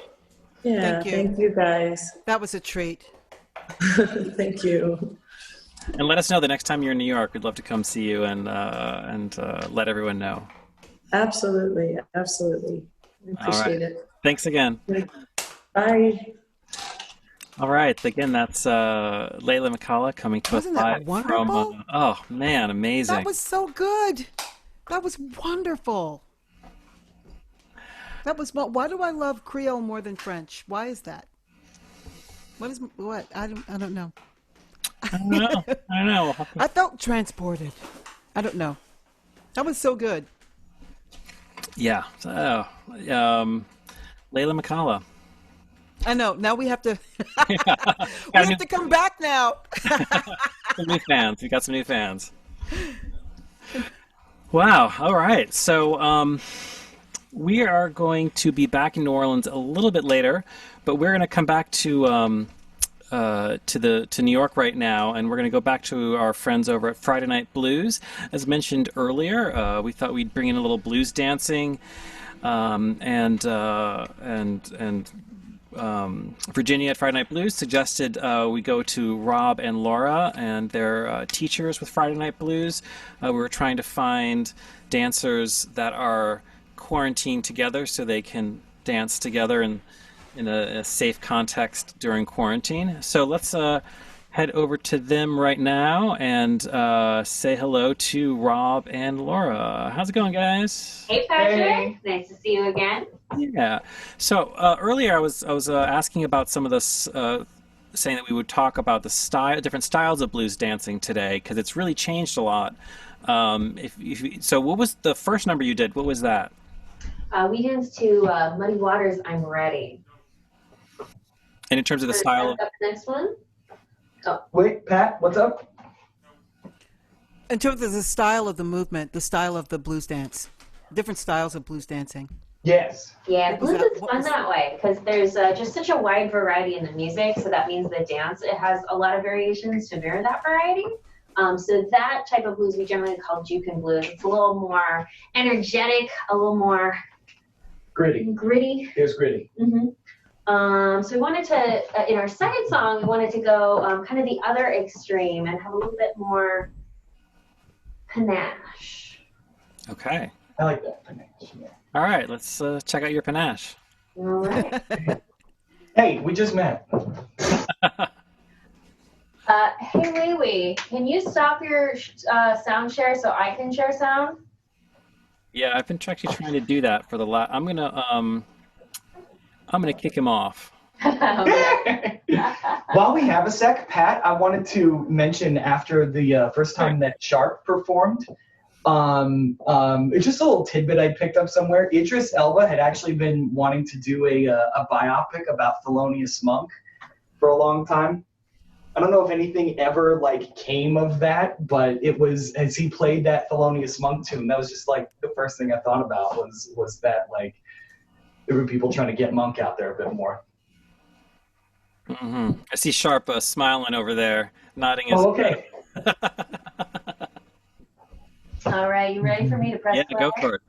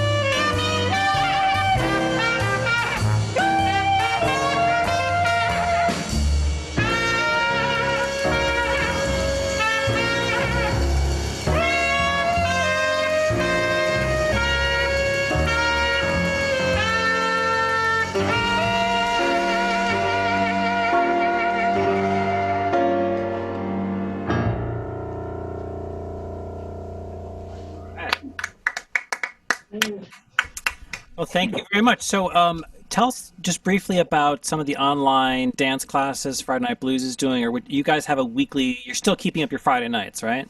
Yeah. Yes. I'm super impressed with Virginia and Sabrina, who are running Blues Dance New York, because they've kept the community going, even though we can't dance in person, and I really respect that. They're pulling every teacher they can, every DJ they can, and I've seen them try things that we haven't either ever done before or haven't done in a long time because the format's different, and it's been really cool. Yeah, so every Friday there's something starting at 8 p.m.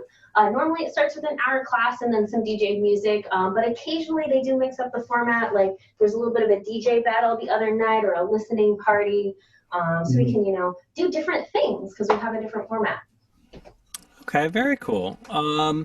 And maybe when you guys get off on the chat, just maybe put some of the links that are necessary, and and we can get that information. But I want to thank you again, and appreciate you guys joining us and spreading some of that blues loving. Yeah, thank you for having us. Thanks so much. Cheers. Okay. So, Miss Queen Esther. That is me. That is you.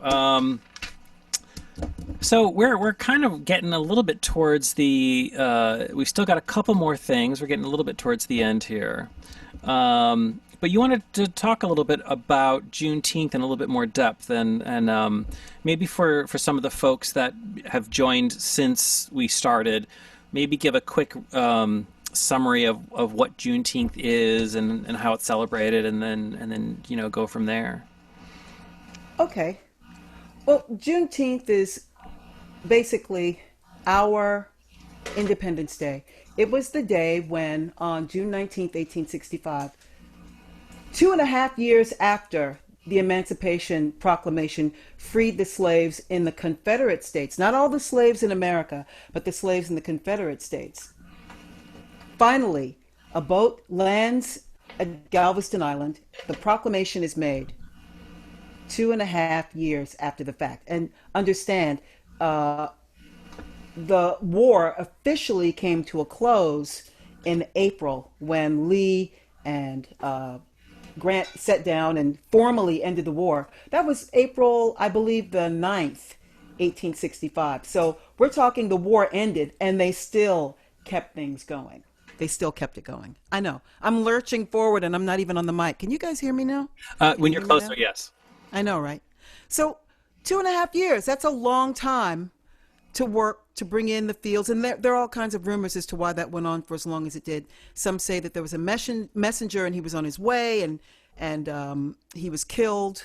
Some say that, the reason why slave owners went out there is because it was really remote and there were no union officials to make those proclamations. So the information got muddied, got lost, and they just kept the ball rolling for as long as they could so that they could bring in the crops and, keep things going.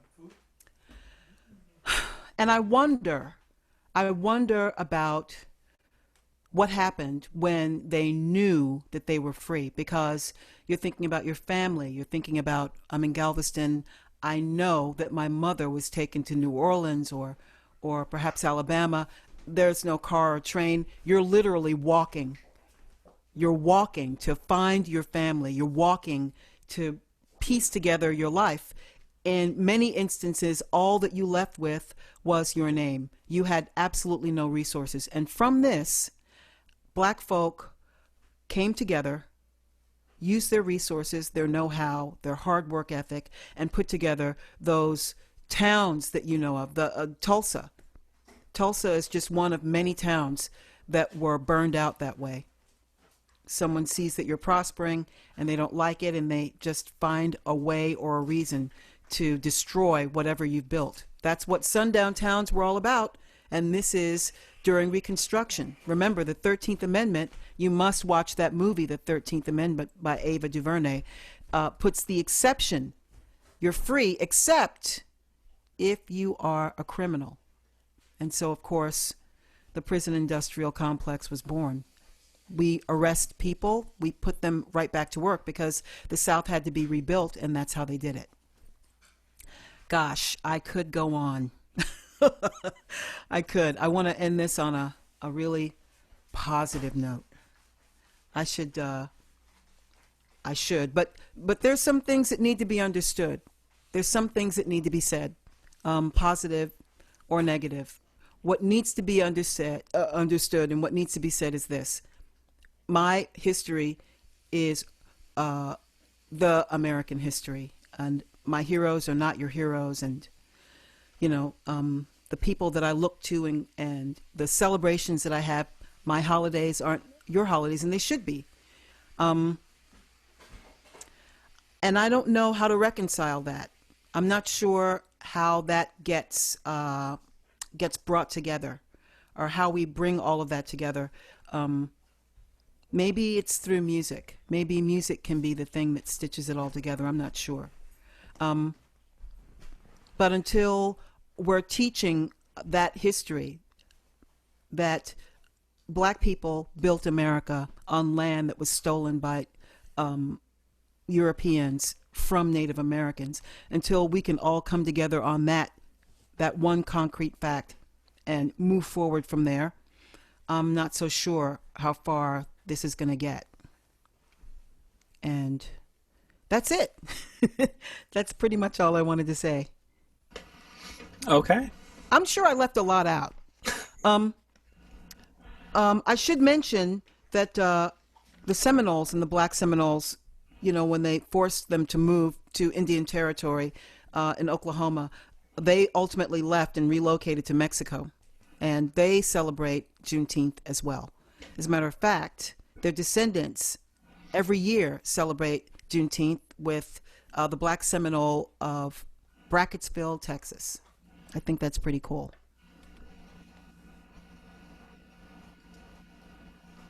Okay. So, thank you, Queen. And, you know, a lot of people have, especially in the swing dance and social dance communities, have been talking about, obviously, a lot of the issues and what can people do and how do we move forward and that kind of thing. And one thing I want to point out is 2 weeks ago, we had a really powerful conversation. Queen Esther was part of it, as well as a lot of the musicians and people in the swing world that we all love. And it was a very kind of honest and conversation about all of that. And I think that's a great place to start. Start the conversation with hearing stories and hearing how it feels by people that you love. You might love their music, but you might not know them that well. And hearing sort of this very real and powerful conversation it was, you know, to be part of that and just to kind of sit back and watch it was very important. I think very meaningful. And ever since we did it, it's what I've been saying to anyone that will listen is just take some time and listen to this. You know, you don't have to do it all in one sitting. It's 3 hours long, but it's there's a lot of stuff there that I think needs to be talked about, and I think it's just part of the conversation. It's not the definitive conversation; it's part of it, and everyone that's in swing dancing needs, I think, to be part of that conversation. It needs to be talked about. You know, also there's a lot of talk about supporting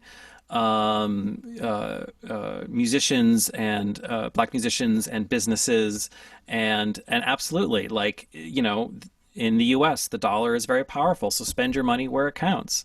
You know, one of the people on our conversation a couple of weeks ago was Dandy Wellington. He sells these pins on his online. It's vintage style, not vintage values. Again, if you're a vintage person, I think that's an important distinction to make, right? This suit is from Prohibition Clothing. Our friend Corey, awesome custom clothing guy. He sells clothes and custom-made clothes out of his little shop in Brooklyn. Get clothes from him instead of getting it off the rack somewhere. You know, there's all kinds of things that we can be doing, and I think it's important and it has to be said. So please check out our live stream. It was from 2 weeks ago. It was June 6th. It was our Quarantine Speak Loudly Solidarity Concert and Roundtable. And you can find it on YouTube and on Facebook. Yep, I'm still getting really great feedback about that. And it was great to be able to have a safe space to just sit and talk and reflect amongst ourselves and to just be honest.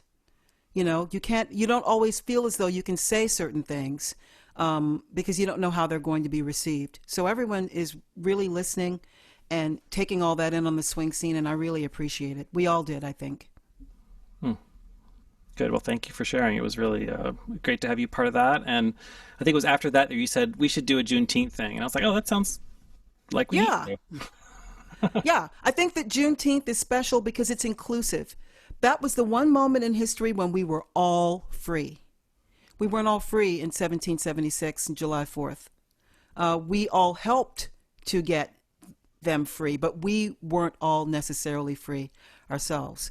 I think that's an important distinction that's made. I think it was 81 years or 84 years before we were all free. So, you know, all of the things that America believes that it is, you know, I think we're finally coming to the point where we're going to actually be what we say we are. The brochure is finally going to match the vacation destination. Yeah. I hope. Yeah. So far, it hasn't really. It's been this disconnect, but we'll see. I hope. It's like the end of Shawshank Redemption, right? I hope. I hope. and vote. We got a big election coming up, you know. We've got a big swing the vote. We got to get out. We got to register and vote. Absolutely. And wear your mask so we can all go vote, you know. Or you can some states you can vote in absentia. Absolutely. Absolutely. That's true. So what's next? What's next? All right, we're going to actually go back to New Orleans and Walking to New Orleans. and we're going to connect with James and the New Orleans Swamp Donkeys, and they are I think they're in the process of setting up right now, and I'm just going to text him to unmute. And so this is an awesome band, and we haven't had them in a while because I don't think they've been up here in a couple of years. But we've had them at a couple of our events, and anytime they were coming through town, they would contact us, and we would have them. We had them at a couple of our events, and they're a really fantastic band, sort of just bluesy, old school jazzy, and we're just trying to get their attention so they can unmute themselves. Are they having fun? Yeah, they're having fun without us. You can see them over there. They're like on the street, and I think they're just hanging out because we're a little late on our schedule. So, Queen. Really? Okay. I want you to tell me the truth. When was the first time you Lindy hopped? Oh, I saw my twin brother do it first, and it was at Louisiana Barn Grill in 1999, and he'd been talking about it for a while, and I went down and saw it, and the place was packed, and then I was like, oh, I got to do this. One of the nice things about being a twin is that if your brother is doing something that looks cool or good, you can try it out, and so I started taking some lessons, and I think it was the Y2K New Year's. That was the first time I tried a little bit. My brother that's funny. Yeah, he actually started Prohibition Productions, and the first party they did was Y2K in what is now the pianos down on Ludlow Street. Get out of here. So one of our old friends owned that piano store, and it was an old piano store. Yeah, I remember that. Yeah, and they were going to turn it into an office space. And my brother, one of his first architect jobs was going to turn that into. And so he was a construction site in the front, and then there was an old speakeasy in the back, a legit old speakeasy.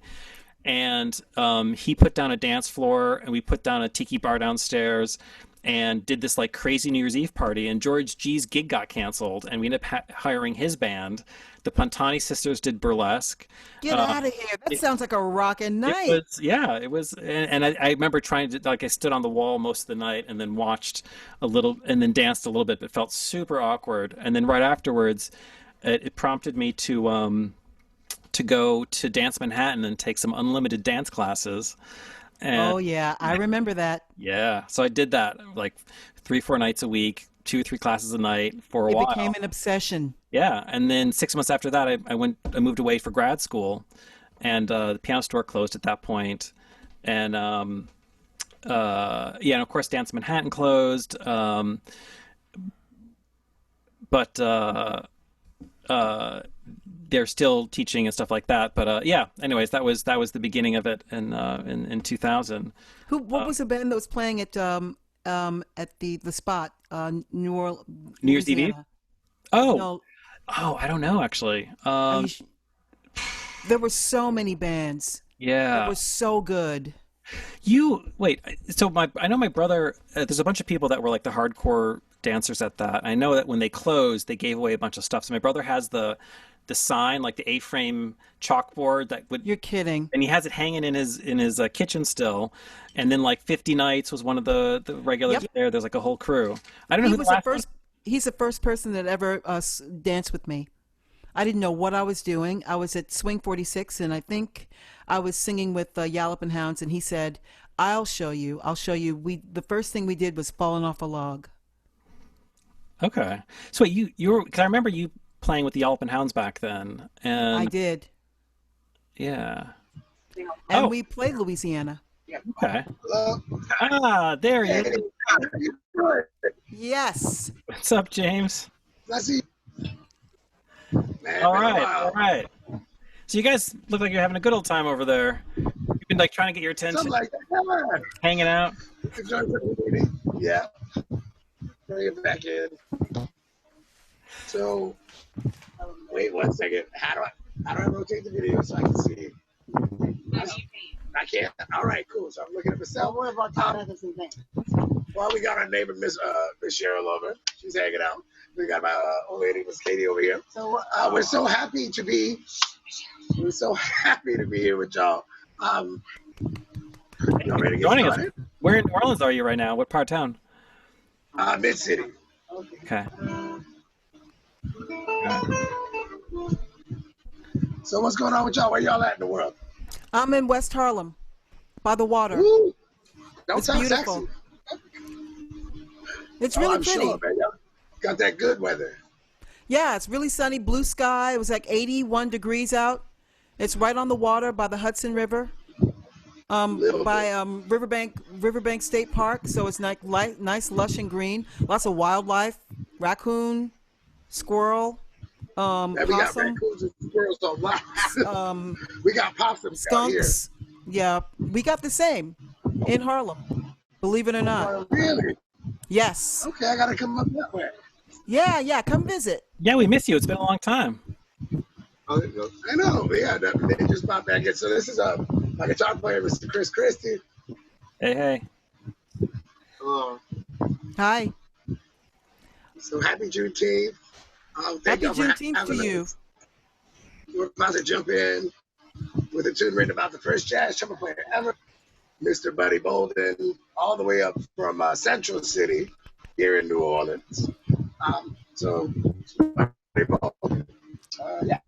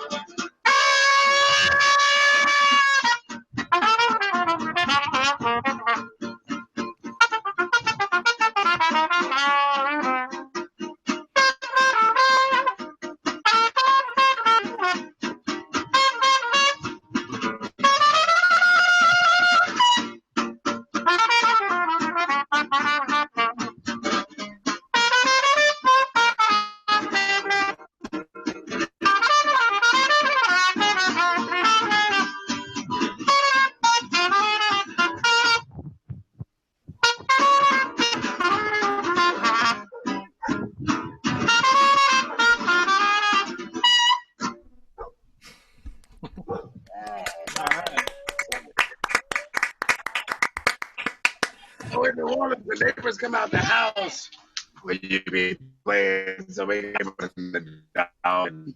It's all community experience. Yeah.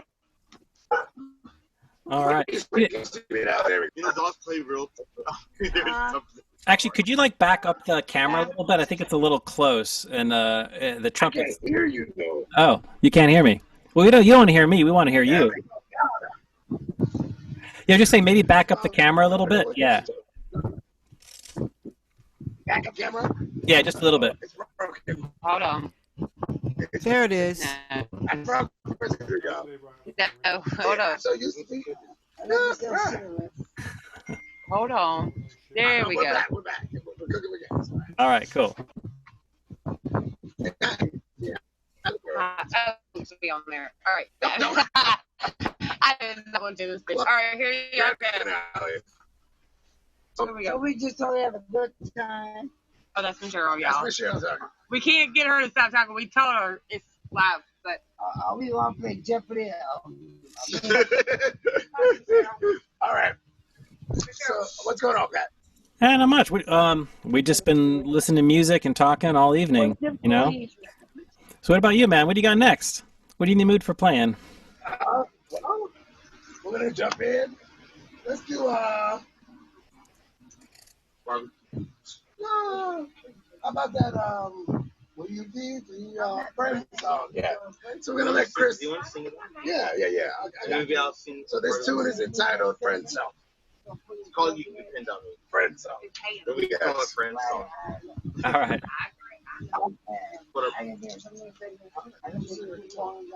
Ready? They go good without it. 2, 3.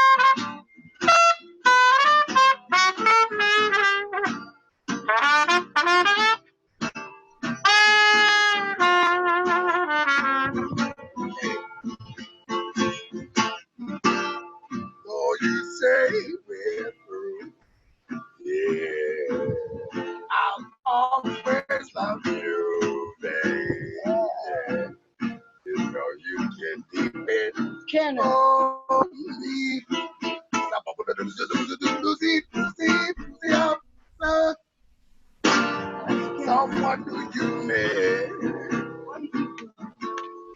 How can you forget? Yeah, babe. You know you can't depend on me.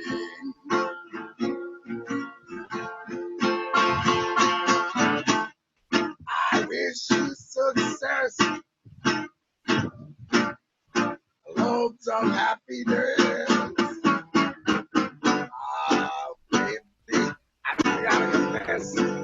I'll be lonely, oh so lonely without you, yeah. Someone do you miss? Someone do, yeah. Hey, you know you can depend on me.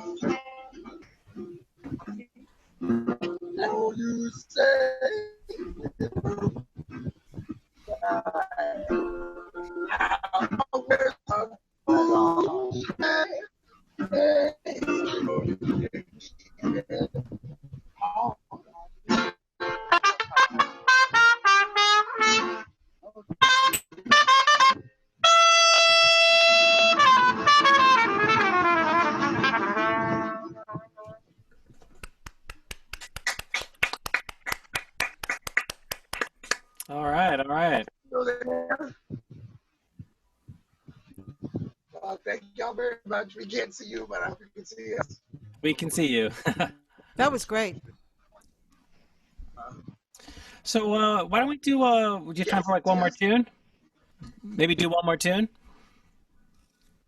Sure. Can I see you? Do I need to fix that? I don't know if they can see us. Y'all see them? We can see Yes. you. Yeah. All right, cool. Yeah, New Orleans, I'm telling you. So we're gonna keep it pushing right along. Okay. All right. Well, we got audience here with us, so you know how it goes. I can't see you. All right. Last two. We go get out of here. Let's just try with some bottom. Y'all can see us? Yes. All right. 1, 2, 3.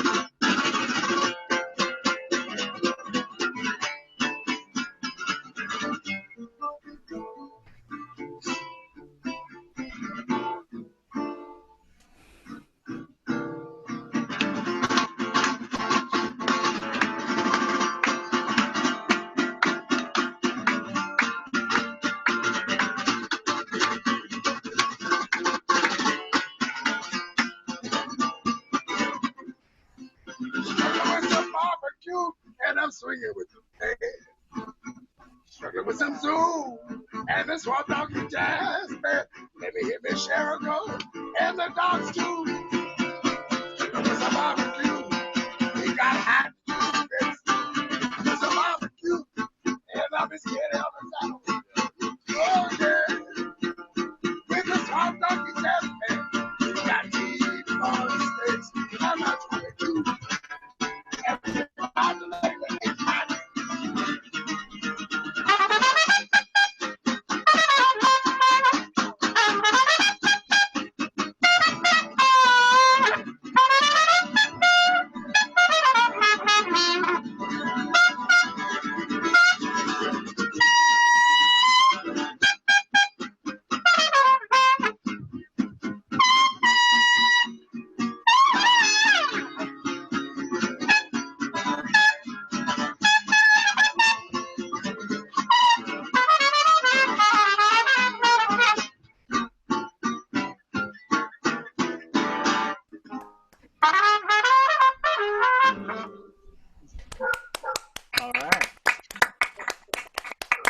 How come, Buster?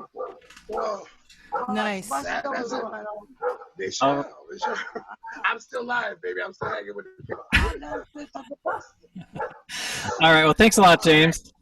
And Thank y'all. and we appreciate hearing you a little bit, and we hope to hear you again soon. And are you doing anything online that we should know about? Like we can catch I you? played at Yeah, I Jazz talk to Museum, dogs. and I played at the Jazz Museum, at the New Orleans Jazz Museum recently, actually doing a live feeding, which is the strangest thing on planet Earth to do, especially down here in New Orleans. We play live all the time, just like y'all do up there. Shut up, Buster. We miss it. We miss it. But yeah, we'll give Well- y'all a call back. Yeah. Sounds like the dog wants to sing along. Right? You know, everybody wants a piece of it. I think he's definitely trying to sit in. The neighbors coming by, hanging out, taking pictures or videos. We can't keep them away. All right, man. Well, thank you again, and let us know when you're coming back up to New York. We'd love to have you again. Oh my goodness, I can't wait to get back up there. Yeah, I think we all can't wait to even get out. So you know. That's fair enough. All right, Yeah, man. right. Well, have a good evening, and we'll see you next time. Yeah, y'all take care. Talk to you soon. All right, cheers. Bye. All right, and again, that's James with the New Orleans Swamp Donkeys coming to us live down in New Orleans, and we didn't get a chance to do a sound check. They were the rest of their band got stuck somewhere. Oh, So that's right. yeah, we were gonna. So, but you know, that's what happens when you have a live show. Things don't usually go the way you expect, but that's showbiz, right? That's showbiz. That's showbiz. So That's a song by Reverend Horton Heat. Oh, I saw him once. I love him. I'm a big fan. Yeah, actually at Bennington. He came up to Bennington when I was there. Maybe Douglas remembers. Oh yeah, maybe Douglas does remember. Reverend Horton Heat at Bennington. Yeah. Okay. Well, we're gonna wrap things up, and we want to thank everyone that played today and performed. We had Sharp Radway, we had JERRON PAXTON, we had LEYLA McCALLA, and of course the New Orleans Swamp Donkeys. We also want to thank Celeste from the HARLEM Brewery for starting us off with a toast, and we wish her best of luck in opening up the new pub with their beers. And we also want to thank Laura and Rob from Friday Night Blues, and of course Queen Esther. Oh, don't thank me. Oh, have to. This was fun. I'm glad we did it. Yeah, no, I'm glad you suggested it, and I think it's we got to do it every year, and That would going. be awesome. That would be completely in the pocket. Yeah, I think we need to. So we're going to remind everyone one last time, please, if you haven't made a donation already, please do. And we thank everyone that has made donations. You can always make a donation through either PayPal, Venmo, or Zelle. And we're going to be accepting donations all the way through Tuesday. So we'll be posting this on Facebook and on YouTube tomorrow. And we're splitting all donations amongst all the performers that you've seen tonight. And we've been able to do some really great things over the last few weeks with donations. We donated $1,000 to 3 different impactful organizations after our roundtable, Solidarity Roundtable and concert. We sent $300 to help out our trombone player that was Ron Wilkins? Yeah, Ron. The first that's wonderful. 5 weeks we set aside money for him and That's sent him. great. He has a GoFundMe. He's finally out of the hospital, and there was a great video of him dancing out of dancing on its own 2 feet out. For those who don't know, Ron Wilkins is a world-class trombonist who was struck with COVID-19 in San Antonio, Texas. And hit really bad. He was sedated and in the ICU on a ventilator for like 30 days or 40 days. Yeah. We yeah. weren't sure he was going to make it. Yeah. But he did. He pulled through. Yeah. I think a lot of people were rooting for him, so I think it really helped. Yep. And yeah, so again, the donations are helpful because we're trying to help a lot of people out. A lot of performers lost their gigs and way of life for the time being, and you know, we're sharing this as much as we can.